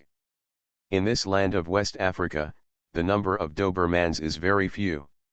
Josh also added, according to the information in our BSAA database, the Acre Research Institute of Umbrella Corporation once developed a biochemical weapon codenamed Ma-39, and the living body used was the Doberman Pinscher. In addition, we have also investigated the president, and his Doberman Pinscher has not been changed, so we speculate that the zombie dogs that appeared are not the dogs in this village. Luo Guang understood what the other two meant, and said, in other words, these Doberman Pinscher were transported from other places by the mastermind behind the scenes. He thought of something and turned back and asked, Wolf Mom, did you encounter zombie dogs at that time? Wolf Mom shook her head and replied, no, it may be that the mercenaries I met solved the zombie dogs, or it may be other reasons. Is it possible that the zombie dogs were brought by those mercenaries? Hector, the blaster of the wolf team, proposed a hypothesis. Victor disagreed with this assumption and said, it's unlikely. Ma-39 cannot be controlled, and if the other party acts together, we must have encountered it before. Ahem. Ada coughed a few times, cleared her throat, and said, sorry, are those zombie dogs all shot in the head and dead? Shiva said in surprise, how did you know? Luo Guang originally guessed that the zombie dogs were sent by the mastermind before the arrival of BSAA when the wolf team took Ada to retreat. As a result, he heard Ada's words, and he probably understood what was going on. Before being exposed, Ada had been pretending to have lost her memory, so naturally she didn't explain how she escaped all the way, so the people on the GIMZ side didn't think of this for a while. Just as Luo Guang thought, Ada said, because those dogs were killed when they were chasing me. Shiva's plot magic change is summarized. After all, there are still people who have not played the game, and this character is not going to be thrown away after use. I can't find the telephone number of the International Labour Organization headquarters on Baidu. Damn it! But the phone format is correct, just don't call it randomly. Evolution begins with Resident Evil. Author, Wei Tongmiao. Chapter 396. Chapter 389 BSAA attacked. Huh. When Chiaosu and Shiva heard Aida's words, they were stunned for a moment. The puzzle they had been thinking about for so long turned out to be so simple. Chiaosu was still driving, but he quickly came to his senses and asked, is this also a GIMZ intelligence officer? Although he was from the African branch, he had also specifically learned about the affairs of Harlan City. He knew that in that incident, an intelligence officer of the GIMZ unit took out the antidote for the Harlan virus and played an important role. So he guessed whether Aida was carrying out the mission of GIMZ and arrived in Aben Hadu village early in the morning to prevent the biochemical crisis here. The kind of temporary cooperation Luo Guang corrected. Wolf Mom and other people who knew the truth did not expose it. Xie suddenly realized and said, no wonder GIMZ reacted so quickly this time. In fact, GIMZ got ahead of BSAA not because of Aida, but because of the dealings between the Mali government and Umbrella Corporation in the past, which made the president dare not ask BSAA to solve the frequent biochemical crisis incidents in the country. As for sending his soldiers to solve the biochemical crisis, the president was reluctant to waste troops. After all, those soldiers were his trump cards to fight against the militants and protect himself. Before, BSAA received a notice from GIMZ to come and blockade the village of Aben Hadu, which also took a lot of time. The Mali president agreed to B.S.A.'s request only after confirming that this village had nothing to do with the previous Umbrella Corporation incident, so Luo Guang had previously guessed that the zombie dogs came in before the blockade was established. Shiva asked, I'm free now, can I ask you a few questions? Because of her previous experience, She has excellent intelligence gathering ability and highly sensitive insight, so Josh is relieved to let her ask questions. Aida nodded. Since she decided to mention her own solution to the zombie dogs, she was prepared to be asked all kinds of questions. It must not be a coincidence that you came to 8 Ben Hatta village? Is it because of the biological weapons? Shiva made this judgment based on Aida's identity as a GIMZ cooperative intelligence agent, as well as the mercenaries and zombie dogs who died in the village. Aida shook her head and said, "No, I just passed by that village to escape." Shiva said in confusion, "Escape?" Aida briefly told her story and added, "I was the one who reported the biological weapons transaction to you. So this is the purpose of your GIMZ, to get a piece of data that I don't know if it's useful." When Sams communicated with the African branch of BSAA, he didn't explain in detail what they needed to find in 8 Ben Hatta village, but only said that the boss of GIMZ would also go. Although the director of the African branch of BSAA was curious, he quickly agreed to Sam's request because of the good reputation of GIMZ and its cooperative relationship with BSAA. Luo Guang nodded and said, "There's no other way. It's not easy to borrow something from Sanli and Company, so we can only get intelligence with a purpose." Josh nodded. When he investigated Umbrella's biological weapons before, he was also looking for a needle in a haystack. Many times, he collected some intelligence, but in the end it was either useless or a waste of effort. The enemy had already cleared the evidence and ran away. "I hope it's useful." Shiva also knew how difficult it was, and could only pray in her heart that she could gain something. Josh suddenly shouted, "We're almost there." Luo Guang looked forward and could clearly see the blockade line set up by BSAA, with pillars surrounding Ben Hatta village and inserted into the blockade line. These pillars are monitors developed by BSAA, and they will trigger an alarm whenever something, such as a zombie, moves within the range. And outside the blockade line are the BSAA camps and sentry posts. Josh got off the bus, opened the door panel in the middle of the bus for storing luggage, and took out his equipment. Shiva did the same, but she didn't carry a rifle, only a pistol and a tribal machete. The pistol was not the TT-33 pistol that the militants gave her when she was a child, but a Beretta M92 FS pistol. This was a gift from Josh when she joined the BSAA. "Horton, have you obtained any new information from the mercenaries and zombie dogs?" Josh saw an acquaintance and took the opportunity to ask if he had any new gains during his absence. Horton, who was on patrol, shook his head and said, "There is no useful information on the mercenaries. As for the zombie dogs, it is basically certain that they are the Ma-39 of Umbrella." "Okay, you continue patrolling." Josh led everyone in. Under Ada's guidance, everyone came to the mud house built with branches, stones, and mud, and said, "This is it." Although the BSAA had been cleaned up once, in order to avoid any fish slipping through the net, everyone still pushed the door and entered with full vigilance. There were no zombies, and the USB flash drive was still there, so they evacuated smoothly. Arriving at the BSAA camp, they used the computer there to copy the data from the USB flash drive, and then Ada gave the USB flash drive to Luo Guang. Josh checked and said, "Are they all internal contacts and reports from various departments?"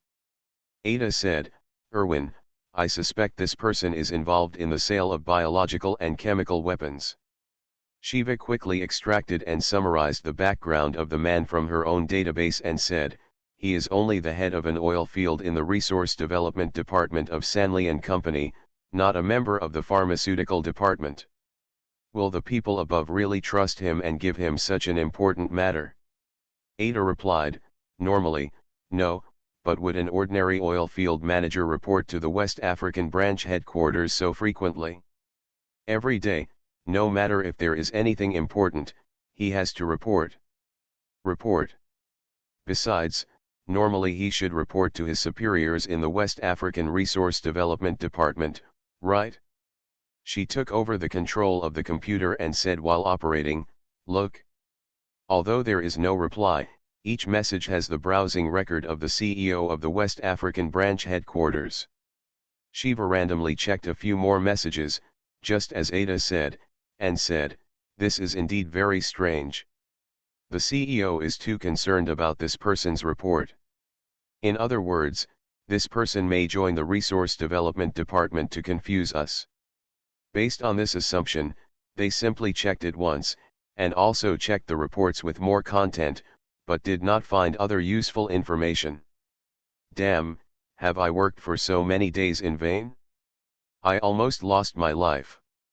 Ada looked unhappy. The enemy was too cautious.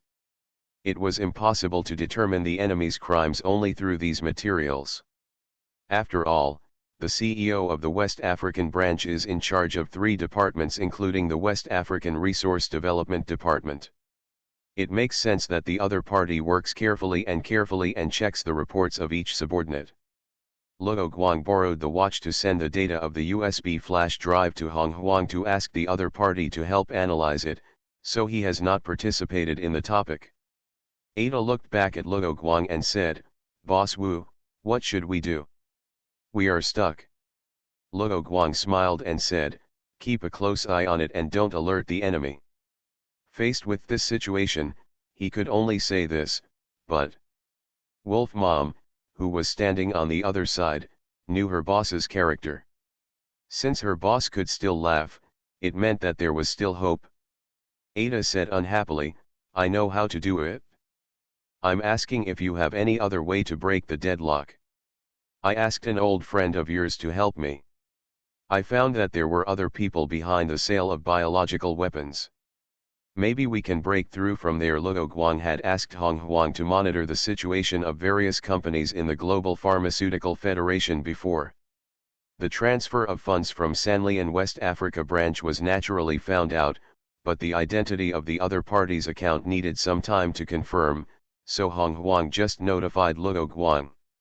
If he knew Ada's plan to steal data, he would definitely let Ada directly insert a USB flash drive with a virus into the database of the West African branch headquarters, and then Hong Huang could directly empty the other party's database without using a USB flash drive to pull data. Shiva asked, "Are there other people?" Josh also had a puzzled look on his face. There were only a few people in these data. How did the other party know that there were other people? Albert Wesker, an international wanted criminal. The source of the information was another intelligence agent under my command. Luo Guang looked at Ada when he said this. Ada had not told Gimz about Wesker. She pretended to be surprised and said, "It turned out to be him, but I heard that he has disappeared for a long time." Shiva and the others had also heard of this name. Josh said, "This person is extremely dangerous. I remember in his report, it was written that you should not act rashly after meeting this person, and report to the headquarters immediately.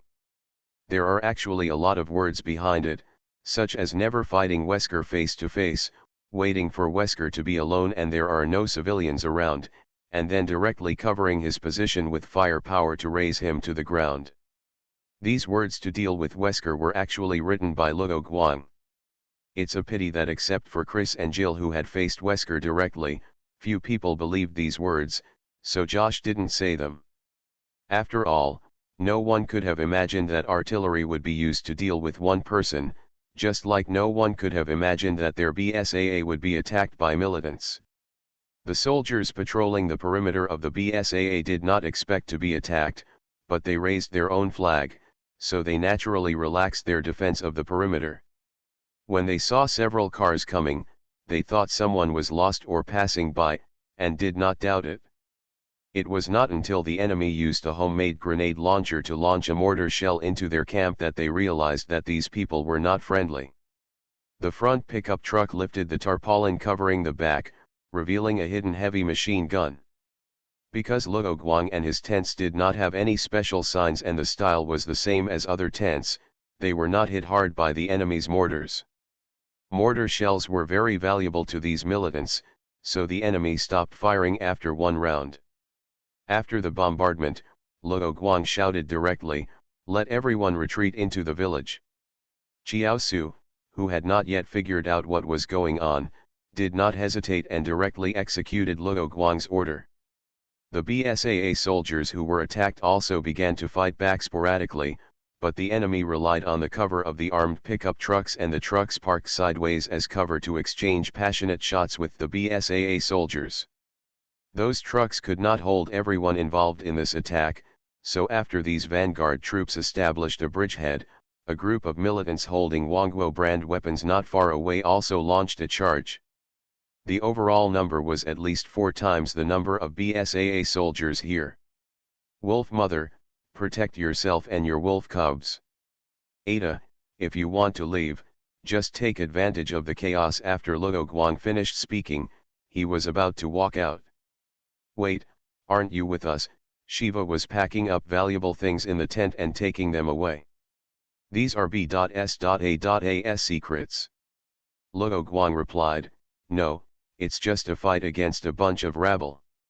I alone am enough. There was chaos outside. Although the BSAA soldiers were attacked by surprise, their overall quality was still good.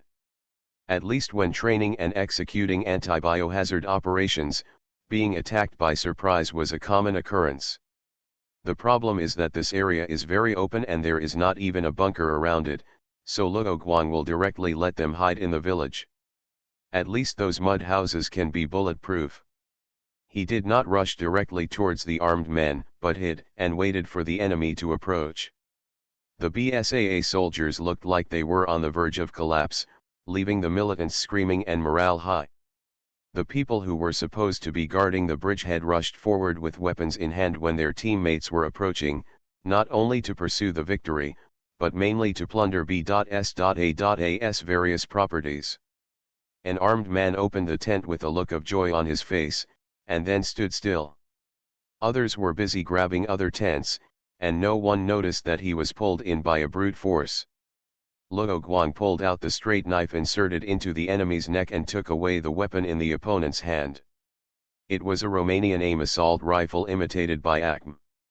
In addition to the magazine installed in the assault rifle, the enemy only had 2 spare magazines in his belt, one of which was still empty because he was too reluctant to throw it away after emptying it in the previous battle. 60 bullets? That's about it. There are more than 60 enemies, but the enemies also have weapons, so Luo Guang thinks it's not a big problem.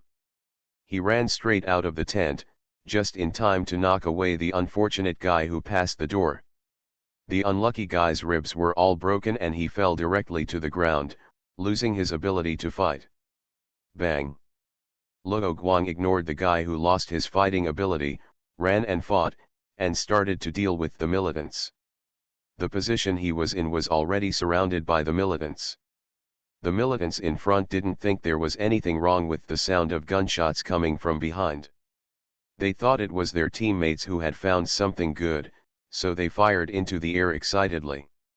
Without effective means of communication, they usually just rely on shouting and rush straight to the village. The BSAA side is adjusting its organization and reintegrating the members of each team, while the Wolf team on the GIMZ side has begun to counterattack, killing the militants running in the open area one by one. For the Wolves, as long as they enter street fighting and have enough space, they are not afraid of enemies several times their size. With the Wolf team blocking the enemy, BSAA completed the integration safely and began to join the battlefield, beating the enemies above them until they lost their armor, then turned around and ran back. Seeing this, Josh felt relieved and shouted, "No need to pursue." Each team prioritizes confirming and reporting casualties. He knows there must be injured teammates in the camp, but the most important thing now is to stabilize the position. Victor replaced the weapon in his hand with a new magazine, and at the same time said to the Wolf Mother Looper, "Ada is missing." The Wolf Mother also noticed Ada running away, but the boss also said that the other party could take advantage of the chaos, so she did not stop the other party. As for the counterattack, she was not in a hurry. Shiva touched the side of the Wolf Mother and said, "Your boss hasn't followed up. He doesn't really intend to deal with those enemies alone, does he?" The wolf mother thought for a moment and said, "These enemies are too weak for the boss." Meow, thanks for subscribing and voting meow. Evolution begins with Resident Evil. Author, Wei Tong Meow. Chapter 397. At this time, at the headquarters of the West African branch of Sanley & Company, Wesker came to see Excella again. With the funds in hand, the originally stagnant research could continue. Soon he had developed 2 new gadgets, so he planned to ask Excella to provide him with living human subjects for experiments. One of them is a virus called MixX. This is an experimental virus that Wesker extracted from the improved progenitor virus and created by combining T virus, G virus, T Veronica virus, Zan virus, and Plaka parasite. The X represents the experimental virus. Meaning, the improved progenitor virus was given to Wesker by Excella from the Triple Company Research Institute. This virus originated from the Biochemical Soldier project of Sanley & Company. It is an experimental drug that can significantly enhance body functions. It has now been tested in actual combat at Pannenstein Junior High School. Wesker took advantage of the characteristic of the WAN virus that it can unleash the full potential of other biochemical viruses, but makes the virus lose its uniqueness, and tried to combine all the biochemical viruses and parasites he had on hand. In fact, the overall idea is an upgraded version of the virus he previously developed and injected to deal with Luo Guang. To his surprise, the virus was also effective against the Plaka parasite. There is also a problem, that is, the dominance ability of the Plaka parasite cannot be exerted, so it cannot control those who have been injected with the mixed X virus. At the same time, this mixed one survived. Even Wesker, who has a very strong immunity to viruses, does not dare to use this mixed X virus easily now, so it is not yet possible to confirm how much this virus has improved his own physical ability. That's why he needs Excella to provide him with a large number of experimental subjects, hoping to find an immune person to provide antibodies to reduce the toxicity of the mixed X virus. Then he can strengthen himself again and catch up with his mortal enemy. The reason why Wesker didn't directly use communication tools to ask Excella to send him experimental subjects was because he wanted to bring something to Excella, which was another product he recently developed, the Plaka parasite. Type 2. The research team of the Illuminati religion is not very capable. Among them, Lewis, who has the strongest research ability, also defected midway. Therefore, the prototype Plaka parasite it uses still has many shortcomings. For example, because it injects eggs into the host, it takes a long time. It takes time to hatch and grow in the host's body before it can fully control the host. It can be said that it was because of this that the Illuminati stumbled upon Leon and Ashley, causing the conspiracy to rule the world to be strangled in the cradle. Moreover, this parasite is afraid of sunlight or strong light, making it unsuitable to combat this most deadly problem during the day. The biggest improvement of Wesker's second type is that it can insert the adult worm directly into the mouth of the infected person through external force. After bursting the host's esophagus, it can be directly combined with the spine to achieve the purpose of controlling the host. According to previous research and test data, the average infection control speed of Plaka parasite type 2 is 10 seconds, which is much faster than the previous 4 or 5 hours. As for the weakness of being afraid of light, Wesker is studying it as a next research topic. After listening to Wesker's introduction, Excella also revealed her company's plan. Our company has developed an enhanced drug using a modified ancestor virus. This drug will not control or affect the consciousness of the host. And there is a risk of mutating into zombies, but we can also use this problem to control some people.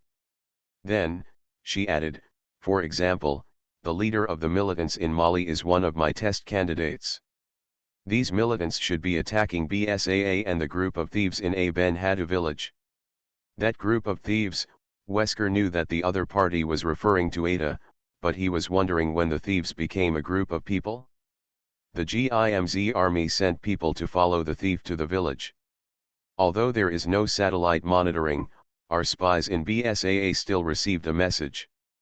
GIMZ had previously contacted BasedonaMovie and told them not to disinfect the village for the time being.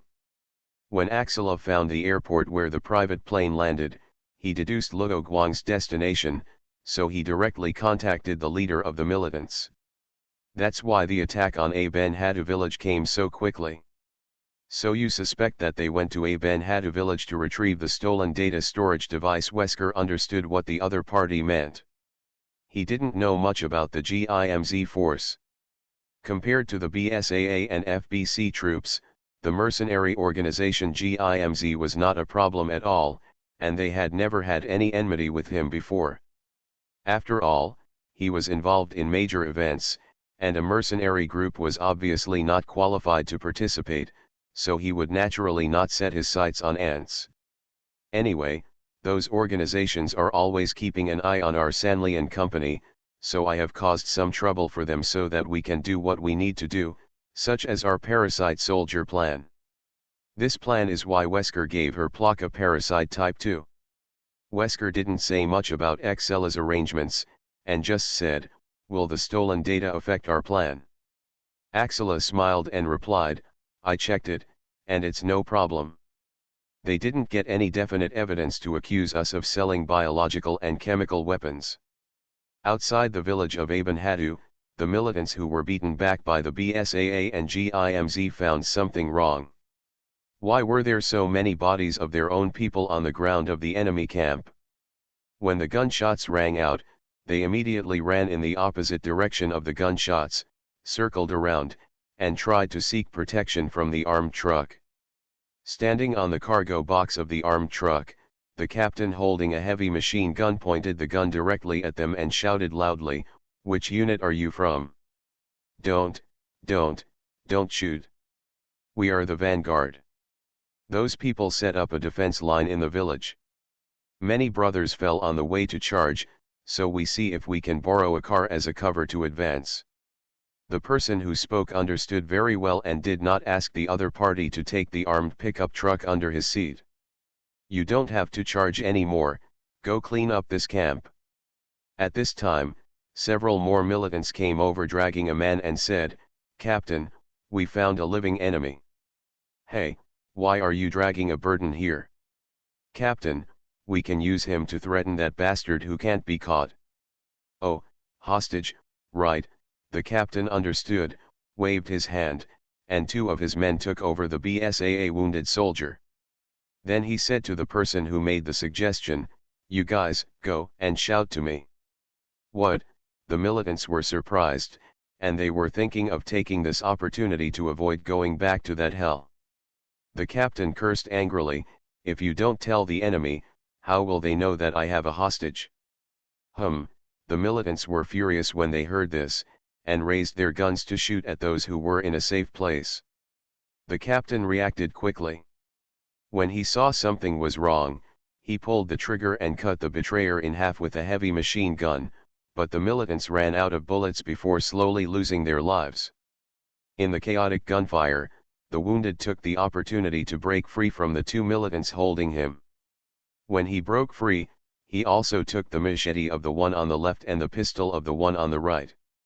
He shot and killed two enemies, and at the same time, he took the FAL assault rifle from one of the enemies and attacked the surrounding enemies. Luo Guang had mastered the skills of flying knives and flying needles, so he had many ways to control the enemy. For example, this time he used hardened armor to make flying needles, then attached the Shinra virus to them, and finally shot them into the enemy's body. After recovering the needles, Luo Guang pretended to be a wounded person and used the Trojan horse plan. As long as he could get close to the armed pickup truck, the next step would be much easier. The captain was still turning the heavy machine gun to aim at the enemy, but Luo Guang cut his throat with a knife, and turned around to use the enemy's heavy machine gun to deal with the enemy. Next, without the threat of the heavy machine gun on the armed pickup truck, the remaining enemies were dealt with by him like autumn wind sweeping away fallen leaves. Wolf Mother, the enemies are basically dealt with. Luo Guang picked up the walkie-talkie and informed the wolf team. Received. The boss said basically dealt with, which means that the other party has not checked whether the enemies are all killed. Therefore, Wolf Mother gave instructions to her subordinates, and then said to Chiaosu, the boss said that the enemies are all dealt with, but he didn't check, let us go. What? Before Chiaosu could speak, Xie shouted. Although it was a bit unbelievable, Chiaosu felt that the other party didn't need to brag about such an important matter, so he nodded and said, I understand. After that, he gave orders and prepared to counterattack.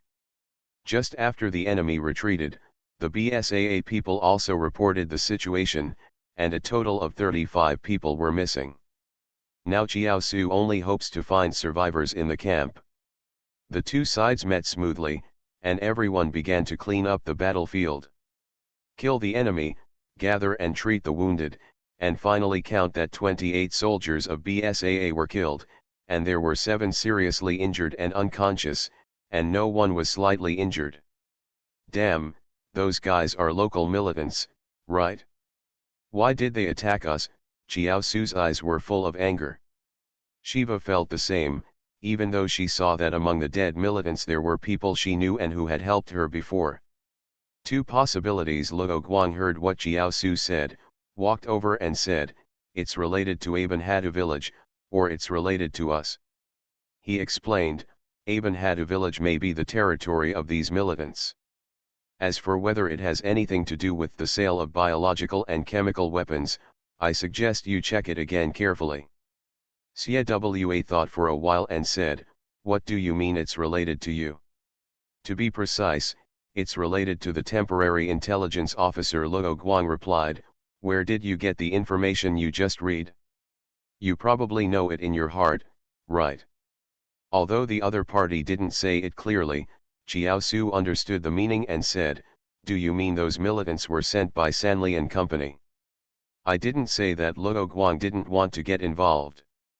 Chiaosu understood Luo Guang's concerns, but no matter which force the other party belonged to, BSAA would definitely get back at the attack this time. Josh, we captured a prisoner, but his ribs are all broken. I don't know if he can be saved. The guy who ran in had one more thing to report, and said, also, we found that one of the militants turned into a zombie. Zombies? Are our people not injured? Chiaosu was also angry, and he ignored whether the prisoner could be saved. Shiva said, try to save the prisoner. We need the information from him. As for the zombies, if you can catch them, then catch them. If you can't catch them, forget it. We need to extract the virus from him. She didn't sympathize with the militants, but she didn't let her emotions overwhelm her rationality, so she knew that what she needed most now was intelligence, even if it would save an enemy. As for regulations such as the Geneva Convention, I'm sorry, this does not apply to anti-biochemical warfare, because humans cannot give human rights to any biochemical monsters. Zombie lives are also lives? When the BSAA and GIMZ troops heard someone shouting this in front of them, they would definitely withdraw without saying a word and fulfill those extreme zombie protectionist protesters. The BSAA originally did not understand this approach. Although they were a group of fools, they couldn't bear it. The result was that the protesters became fearless when facing the BSAA, and immediately fled when facing the GIMZ troops. The BSAA also suffered the consequences and lost 2 soldiers, so they finally followed the G.I.M.Z's steps and issued a relevant statement. As for the counterattack of the extremists, the BSAA only said that the area where the people were located would be listed as a high-risk mission area, and more stringent approval would be required when dealing with biohazards in the area, so please give priority to the FBC troops when a biohazard incident occurs in the area where the other party lives. Before the FBC responded, other people in the area where the extremists lived exploded, making the extremists pay for their words, losing their jobs and being driven out of the community. Sometimes you have to be tougher. At least O'Brien acted a little more radically after experiencing this incident. Shiva's words also made Josh calm down a little. The BSAA soldier who came in to report looked at Josh, and after seeing him nod, he was about to go out to execute Shiva's order.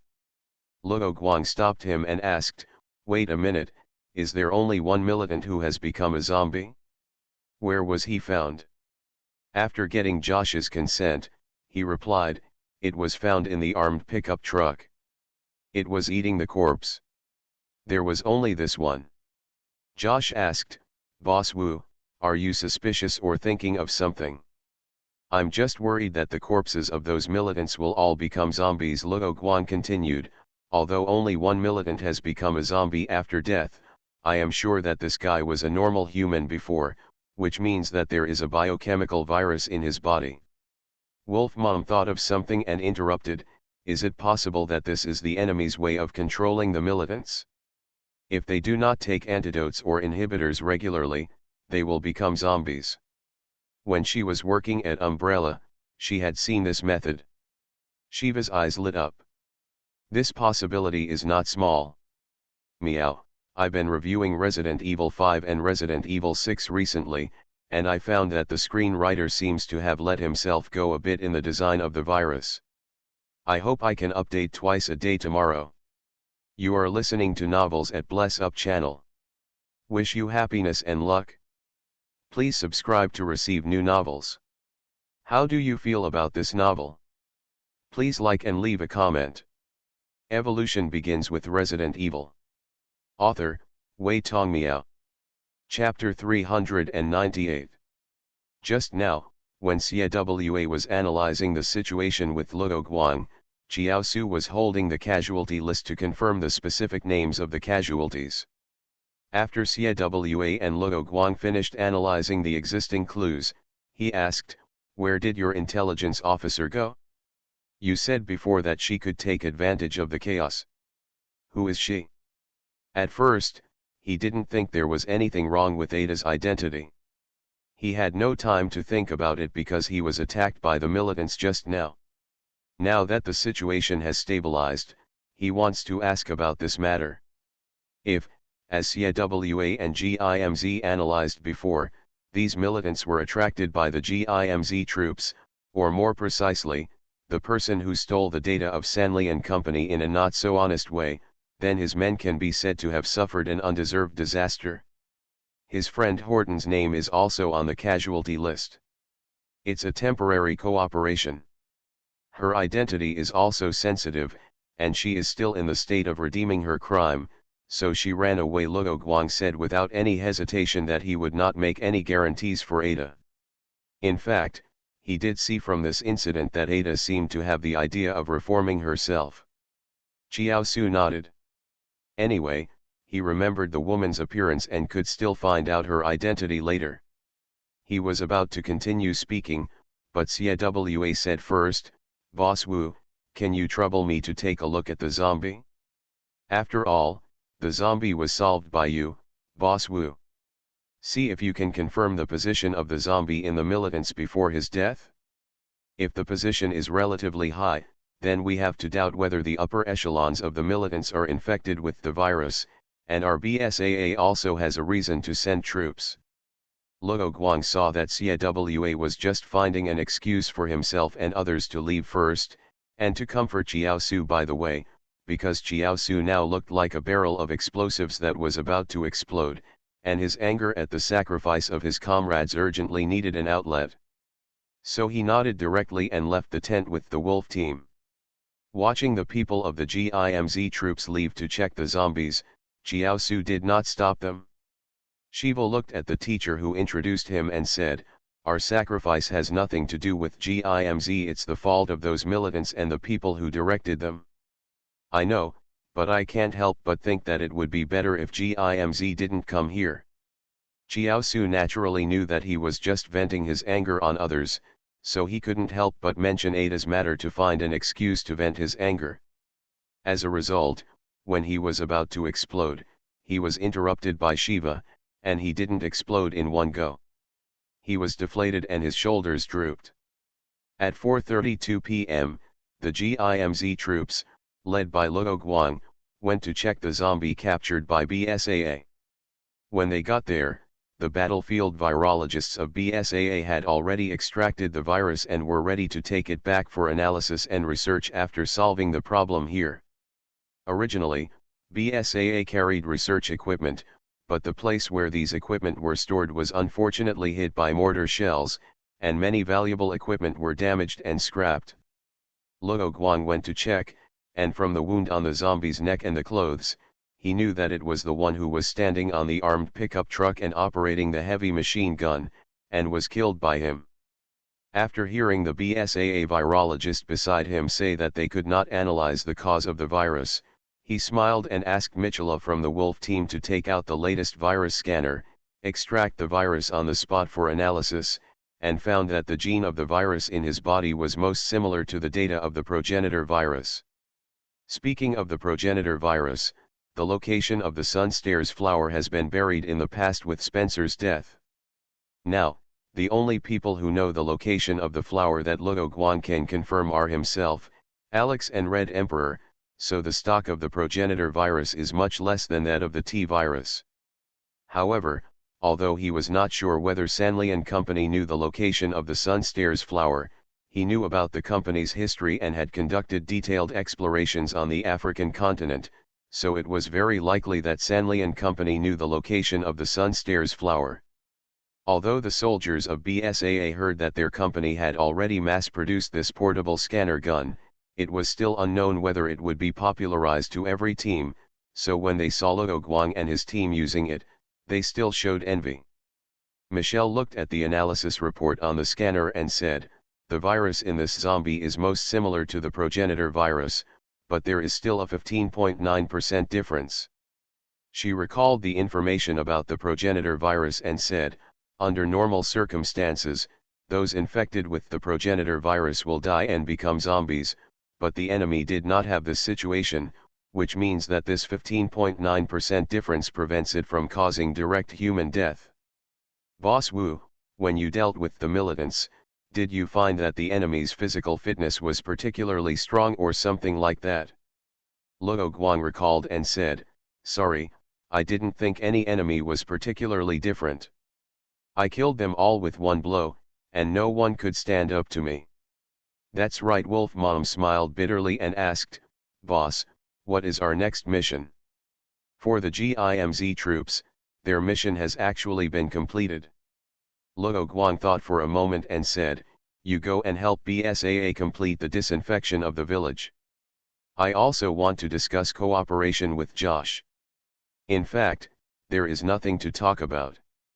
After all, we have successful cooperation experience with the European branch, so the cooperation with the African branch only requires some detailed modifications based on the situation here. On the contrary, GIMZ, with the deepening of cooperation with BasedonaMovie, the manpower on his side seems to be somewhat insufficient. This is the problem that he needs to solve. Therefore, Luo Guang plans to recruit a group of ordinary combatants to his GIMZ unit, and open a branch in Europe to recruit more talents. There is another reason for opening a branch, and that is the attack on the South African training ground, which gave him a cunning plan. He plans to conduct a round of recruitment with a wide net for candidates to expand the recruitment, and use multiple news media and various channels to announce his recruitment GG. Because there are many anti-biochemical forces now, the mainstream BasedonaMovie and FBC, two anti-biochemical organizations with official backgrounds, are the first choice for those with lofty ideals. Therefore, if he fails to recruit enough manpower, he plans to find Lieutenant General Li from the mysterious country to recruit some people into his GIMZ unit. The mysterious country sent many people to join BasedonaMovie when it was established. For example, at least 60% of the soldiers in the Far East branch were sent from its army. But the more people with biohazard experience, the better, so Luo Guang feels that the other party will not reject his suggestion when the time comes. With the assistance of the Wolf team, BasedonaMovie checked the village again, and found no hidden rooms, tunnels, secret laboratories, or equipment to produce biochemical viruses or biochemical weapons. In other words, this village is just a victim of the biohazard incident. Nothing related to biological weapons or viruses was found in the village, but evidence was finally found to prove the hypothesis analyzed by Shiva and Luo Guang. These militants attacked BasedonaMovie to kill and silence Ada. Unlike BasedonaMovie, Luo Guang had already formed a quarrel with the enemy, and he sent the 2 captured prisoners of the Triple Alliance private army to the Brood for experimentation. Therefore, he will continue to settle accounts with Sanley and Company. Unplugging the intelligence system installed by Sanley and Company in Cape Town is only the first step. On the other hand, far away in the Lighthouse country, the press conference held by the North American branch of BasedonaMovie also ended successfully and was brewing, causing a heavy blow to Wilpharma Pharmaceuticals. The investigative report by Harvard's Weil Institute of the pharmaceutical company Wilpharma made little waves, and the news media basically did not report it after the press conference. Because after the investigation report, what BasedonaMovie announced next was really exciting. Tang Ning sold the G virus to Wilpharma Pharmaceutical Company can only be regarded as an appetizer. After all, Tang Ning is an employee of the company, so she can get rid of a lot of culpability by avoiding taxes. As for Tang Ning's sale of the virus to the Bagayerbo Republic, Gil and others received news from Leon that the FBC had opened a case to investigate and was preparing to prosecute him, so this matter was not mentioned in the press conference. FBC takes credit. The main course, of course, is the good stuff that Wilpharma Pharmaceuticals is doing in India.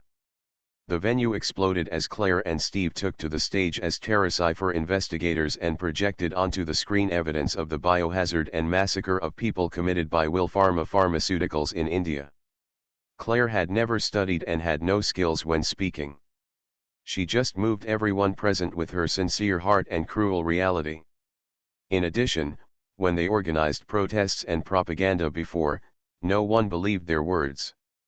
Now that they have evidence, it has a reversal effect. Therefore, many reporters and people watching the live broadcast online or on TV were affected by her speech, and they all felt sad and angry for those who were sacrificed. When this press conference started, the stock market was open, and the stock price of Wilpharma Pharmaceuticals fell to the limit directly because of this press conference. At this press conference, Claire did not mention that the Lighthouse country was also involved in the incident in India. Regarding whether to announce the Lighthouse Nation, before the press conference, Claire specifically approached Leon, and then brought Chris, Jill, and Steve together. She wanted Leon to hand over to her the evidence of the Lighthouse Nation's involvement. We all know each other well and are friends. Leon didn't beat around the bush and just said what he thought directly. Chris and Jill expressed that they understood his thoughts at the time, but Claire did not want to hide the fact that the Lighthouse country was involved, and she did not want to let go of any relevant person or force. The ideal is full and the reality is cruel. Leon, who works in the government, knows too much about the darkness, so he knows that if Claire insists on doing this, it will only bring trouble to himself. After hearing Leon's explanation, Claire directly said that as long as the people's support was on her side, the Lighthouse country would not act rashly against her, so she thought she could use this opportunity to expose the darkness of the Z-House of the Lighthouse country. Leon was worried that Claire and the others would get into trouble. From the perspective of personal safety, he said, just because they can't do it now doesn't mean the government won't settle accounts later. For example, the other party can deliberately cause a biochemical crisis around you and let those biochemical monsters kill you. They don't even need to send anyone to do it. After confirming your death, they can still shed crocodile tears, award you a medal, and gain people's praise. As long as he thinks about it, he can think of many ways to deal with and solve Claire. Jill also persuaded from another perspective, saying, and in the final analysis, the government is always the main force in solving biochemical crisis incidents. Whether it is BasedonaMovie or FBC, the government of the Lighthouse Nation has sponsored a lot of money and equipment. If this matter is exposed, the reputation of the Lighthouse Nation will be hit. If any biochemical crisis occurs in the country at this time, People may not believe the instructions issued by the government, and finally cause large-scale panic. Chris was also worried that his sister would get hurt like a fool, which would dampen her enthusiasm, so he said, "Let's do it step by step. You can't get rich overnight." Steve saw that everyone was persuading Claire, and he also wanted to take advantage of Claire's perspective to refute and win her favor, but it was obviously not the time to win favor, and he didn't want Claire to be hurt.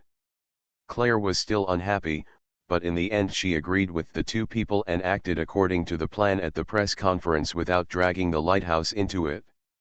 Although Claire only mentioned Wilf Pharma Pharmaceuticals at the press conference and did not mention the lighthouse government did not dare to rest assured, nor would they bet on whether the other party had evidence, so they immediately sent someone to BSAA to negotiate with Claire and others.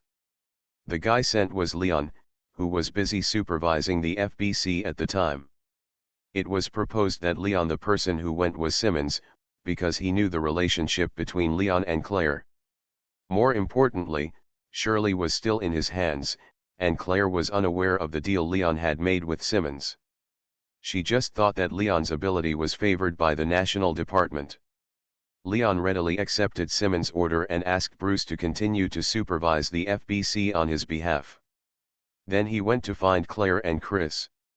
Although Simmons also wanted to use this opportunity to strike at the traditional military forces of the lighthouse country that often opposed him, for him, the prestige and stability of the country were more important, so he rejected the advice of his think tank and did not add insult to injury to the traditional military forces. The traditional military forces would not pin their hopes on others. They were also constantly thinking about how to cut off the relationship with Wilf Pharma Pharmaceuticals, and trying to divert people's attention. The FBC originally thought that they had picked up a big bargain, taking down Tang Ning, a biochemical criminal, and expanding their reputation. As a result, the BSAA and Tara Sefer made a big news, stealing their limelight, and Morgan cleaned up his desk again. In fact, Tara Sefer was also very shocked by the press conference. Those senior executives thought it was just an ordinary investigative report press conference at first, but they didn't expect that such shocking things would be said, and it was Claire, who represented Tara Sefer, who said it. Claire really didn't want to leave Tara Sefer out of this press conference, and she didn't disclose the matter to her superiors according to Luo Guang's request. This was part of her plan. The reason was simple. She wanted to move to a higher position in Tara Sefer, not for money and power, but to do more and play a greater role. It was not enough to be a volunteer forever, and this press conference was a good springboard, giving her the political capital to join the management.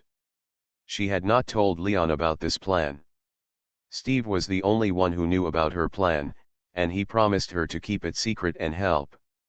Claire didn't know if she could be competent for a higher position, and whether she could use this to promote the development of the antibiochemical cause, but if she didn't try, how could she know? Meow, I modified 2 rounds of Claire's plot, and it is likely that I won't be able to update twice. I have a dinner party tonight and I don't know how long it will take.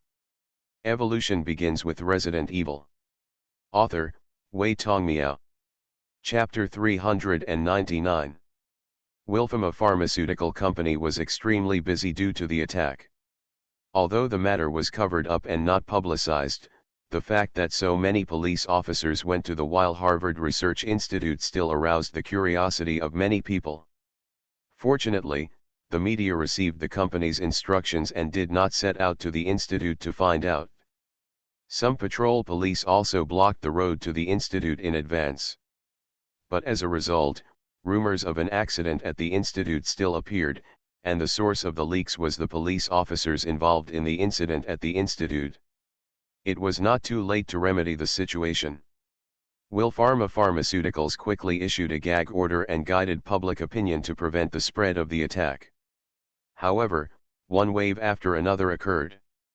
I originally thought that the investigation reports of various antibiochemical organizations would give my company a shot in the arm, but as a result, the BSAA press conference went straight to poisoning their company. Faced with this unexpected situation, Wilpharma Pharmaceutical Company was powerless and unable to parry. It could only deal with it coldly and passively take the beating. After receiving the order from their superiors, people in the public relations department quickly began to collect intelligence. However, after receiving the information from the press conference, the public relations department collectively became silent. When the evidence is conclusive, no amount of public relations efforts are in vain. Because the opponent's public opinion resources are no weaker than one's own. But the news that the FBC was preparing to hand over prosecution of Downing for suspected biohazard crimes raised hopes in the public relations department. Without saying a word, the head of the public relations department immediately made the decision to use Tang Ning as the breakthrough point in this public relations incident, making Tang Ning the scapegoat of their company. Because matters in India are closely related to the lighthouse country, the minister also suggested that his superiors contact the person in charge of the lighthouse country. However, if Wilpharma Pharmaceuticals could get away so easily, Luo Guang wouldn't have to discuss it so much with other people. He wants all three goals: public opinion, expanding the power of BSAA, and taking over Wilpharma Pharmaceuticals. As for motivating Claire to use her strengths and abilities, this is not Luo Guang's main goal. Because he doesn't mean to force others to do something difficult, he must achieve greater power or success for Claire. He simply feels that it is a bit of a waste of her potential talents. The victory among these three goals does not mean that Luo Guang wants to close down Wilpharma Pharmaceutical Company, but to let the Donald family acquire Wilpharma Pharmaceutical Company.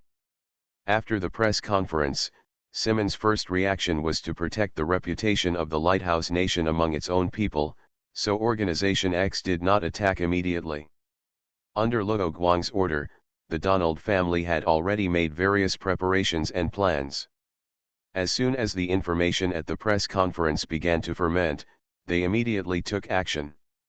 Although Sanley and Company also made preparations, it was still a step behind the Donald family and fell into a disadvantage in the competition to acquire Wilpharma Pharmaceutical Company from the beginning. The reason why Wilpharma Pharmaceuticals is still struggling to survive is that their boss feels there is still hope. And this hope is the traditional power of the lighthouse country's military and the senators who bought stocks in their own companies. In the view of Wilpharma Pharmaceuticals, the traditional forces of the military that instruct it to do bad things in India and those senators who do not want the stock price to fall to the limit and lose money are the company's most solid backing now. This press conference not only set off a tornado in the lighthouse country. On the other side of the world, the country of India is also implicated. But this is asking for trouble. For India, the Wilpharma Pharmaceutical Company offered a large price, and the traditional military forces of the lighthouse country were also involved, so both the top officials of the Z government and the military made a lot of money from this matter. When the Indian military was happy, it promised its prime minister that it would protect the country and solve biochemical crises caused by accidents.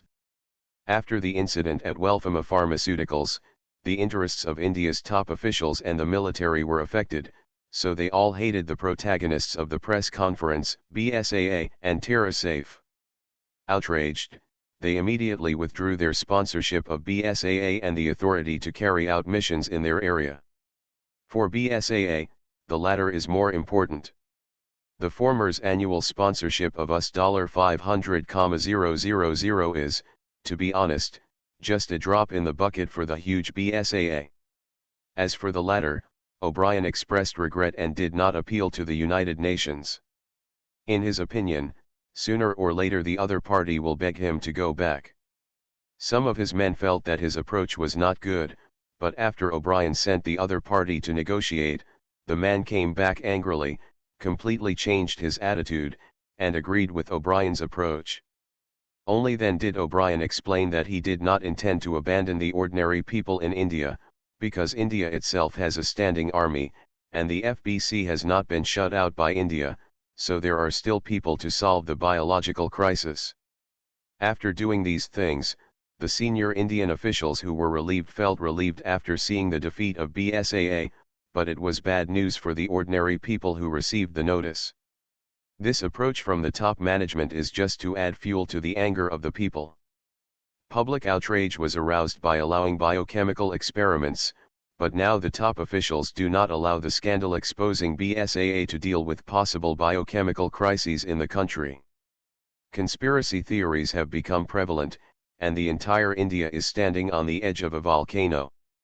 In order to win back the hearts of the people, the Indian government made a bold move to confiscate all the properties of the branch and research institute established by Wilf Pharma Pharmaceuticals in the country, indicating that it had changed its ways. Of course, the confiscated money will definitely go into their pockets.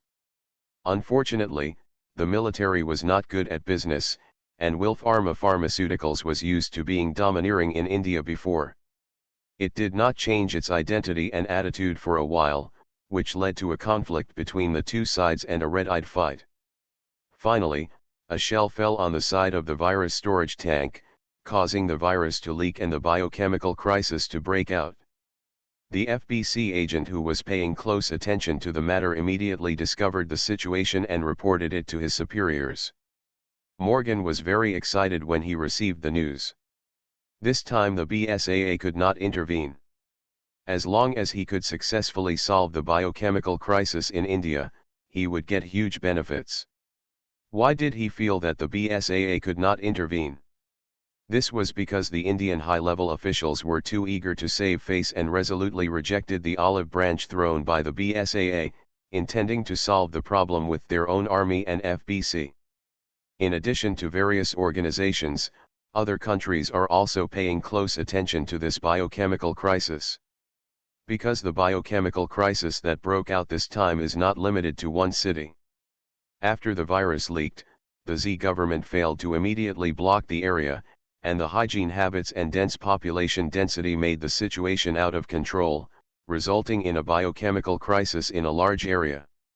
And this large-scale biochemical crisis experience is too valuable for other countries and organizations.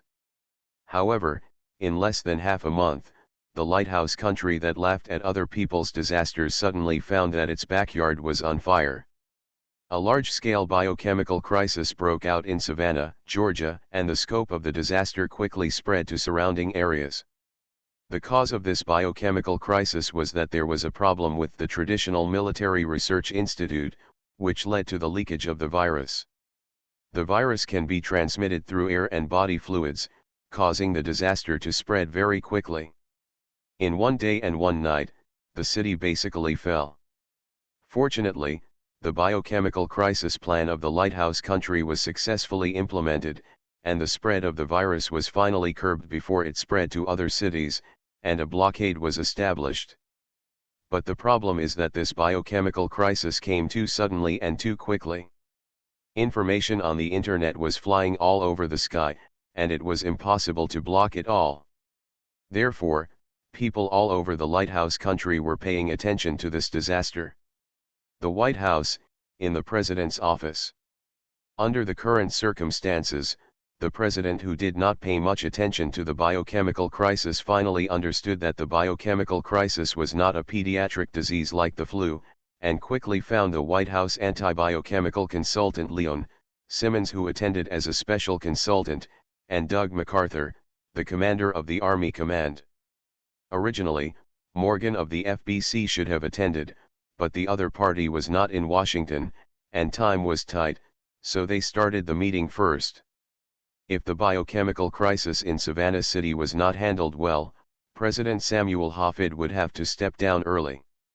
Commander Doug took the lead in reporting the current situation, so that they could discuss it later. We have already sealed off the infected area in this biochemical crisis incident. The next step is to clean up the biochemical monsters inside. Leon asked, where did the virus in this incident come from? What kind? President Seymour did some homework and asked, which pharmaceutical company caused the trouble again? Commander Doug was thinking about answering when Simmons said, this incident is a trouble caused by the military. If this matter is not handled well, not only the president, but also many people in the traditional military forces will need to resign, and the entire lighthouse military will be reshuffled. Simons knew this, so he was the first to speak out the good things done by the traditional military forces. This incident will become the grave of the traditional military forces, and then their organization will be able to completely control the various middle and high-level positions in the lighthouse military. As soon as this was said, President Seymour and Leon turned their attention to Commander Doug. Commander Doug didn't know who Simons was, but when he heard the other party reveal the essence of the incident, he felt that something was wrong. Just as he was thinking of quibbling, he saw Simons handing a document to the president. Simons said, "This is the investigation report of this incident and the analysis report of the virus." President Seymour handed the virus report inside to Leon for review, and he was responsible for reading the incident investigation report. "President, the virus that appeared in this incident did come from our military's own research institute, but the specific cause of the leak is still unclear. It may be attacked by others." Commander Doug told the story before the president finished reading. He did not lie, but he also had the idea of shirking responsibility. President Seymour glanced at Commander Doug, and then continued to check the report. Although he looked very calm on the surface, he had already scolded the military dozens of times in his heart. This virus is a rare variant of the rabies virus. If I remember correctly, the Harlan virus is also a variant of the rabies virus. Leon quickly thought of this. The FBC itself has the support of the lighthouse military, so it is not surprising that the military can get a sample of the Harlan virus. Simons has read 2 reports and explained, "Yes, according to the analysis of the Anti-Umbrella Institute, this virus should be a fusion of the Harlan virus and the blood plague virus. When there is no problem, the X organization can still turn a blind eye, but now that the situation has developed, the organization will naturally go all out to collect intelligence and activate the long-term dormant spies, so this virus report is so detailed. The spy is now praying that the organization will rescue him from the infected area." "MacArthur, do you have anything to confess?" After reading the preliminary investigation report of the Savannah incident, President Seymour looked up and stared at Commander Doug. Commander Doug cursed Simons in his heart and said, "The analysis of the virus is correct. This virus is developed by combining the 2 viruses. The name is the Fury virus. Although it is called the Fury virus, it is only because the infected person will enter a long Fury period after the onset of the disease, causing loss of reason or being completely controlled by the killing instinct and unable to think normally, and this Fury period will not stop until the infected person dies. In fact, if the infected person does not have serious complications, the patient will not die from this virus. From this aspect, the Fury virus is very different from the original series of viruses. Because these infected people are living patients, their 5 senses are intact, their skin is not rotten, and their agility is much higher than that of normal people. They have been at the level of Harlan virus plague demons for a long time, and they will not become slow-moving zombies like biters because of the deepening of infection. In addition, the Rage virus can change the genetic factors of organisms, and it can also cause infected organisms to evolve and mutate at the genetic level, and even be inherited to future generations. Since the infected are still alive, the zombies can naturally reproduce." After Commander Doug explained some information about the Rage virus, he said, "We originally wanted to use this virus that does not kill the host to study a strengthening agent to enhance our soldiers. Now is not the time to talk nonsense. The fact is that you have caused such a big trouble before your plan succeeded." President Seymour did not want to listen to the other party's empty talk, so he interrupted the other party directly. Simons stepped forward and said, "Mr. President, the current situation is not optimistic. This virus can be transmitted through the air. The citizens in the infected area are probably dead. We must immediately disinfect the area with high temperature." President Seymour looked at Leon and asked for his opinion. "Has your military developed a vaccine and antidote for this Rage virus? Using weapons such as thermobaric bombs for high-temperature disinfection is a correct choice, but it is too difficult to completely eliminate the rage virus that can be transmitted in the air with these weapons alone. It is easy to slip through the net. Leon paused and said uneasily, Georgia is close to the ocean. I am worried that the virus will break through our current blockade with hurricanes and the like. Simmons also considered this point, so he directly proposed to disinfect the entire infected area with high temperature, but Leon's concerns were also correct. It takes time to retrieve the bombs for high temperature disinfection, and whether it can really be completely eliminated is also debatable, so Leon's idea of seeking vaccines and antidotes is a good supplement to his plan. Commander Doug admitted that this matter was related to the military and it was also a helpless move. Commander Doug found an opportunity to redeem himself from Leon's words and said, when we were doing research, we also conducted research on vaccines and antidotes at the same time. This rage virus itself is derived from the blood plague virus and the Harlan virus, and both viruses have antidotes, so it should not be difficult to study. But the problem is that the research institute has lost contact with us, and now we don't know the progress of the vaccine and antidote. Meow, the transition is complete, and the script is open. Thank you for subscribing and voting meow.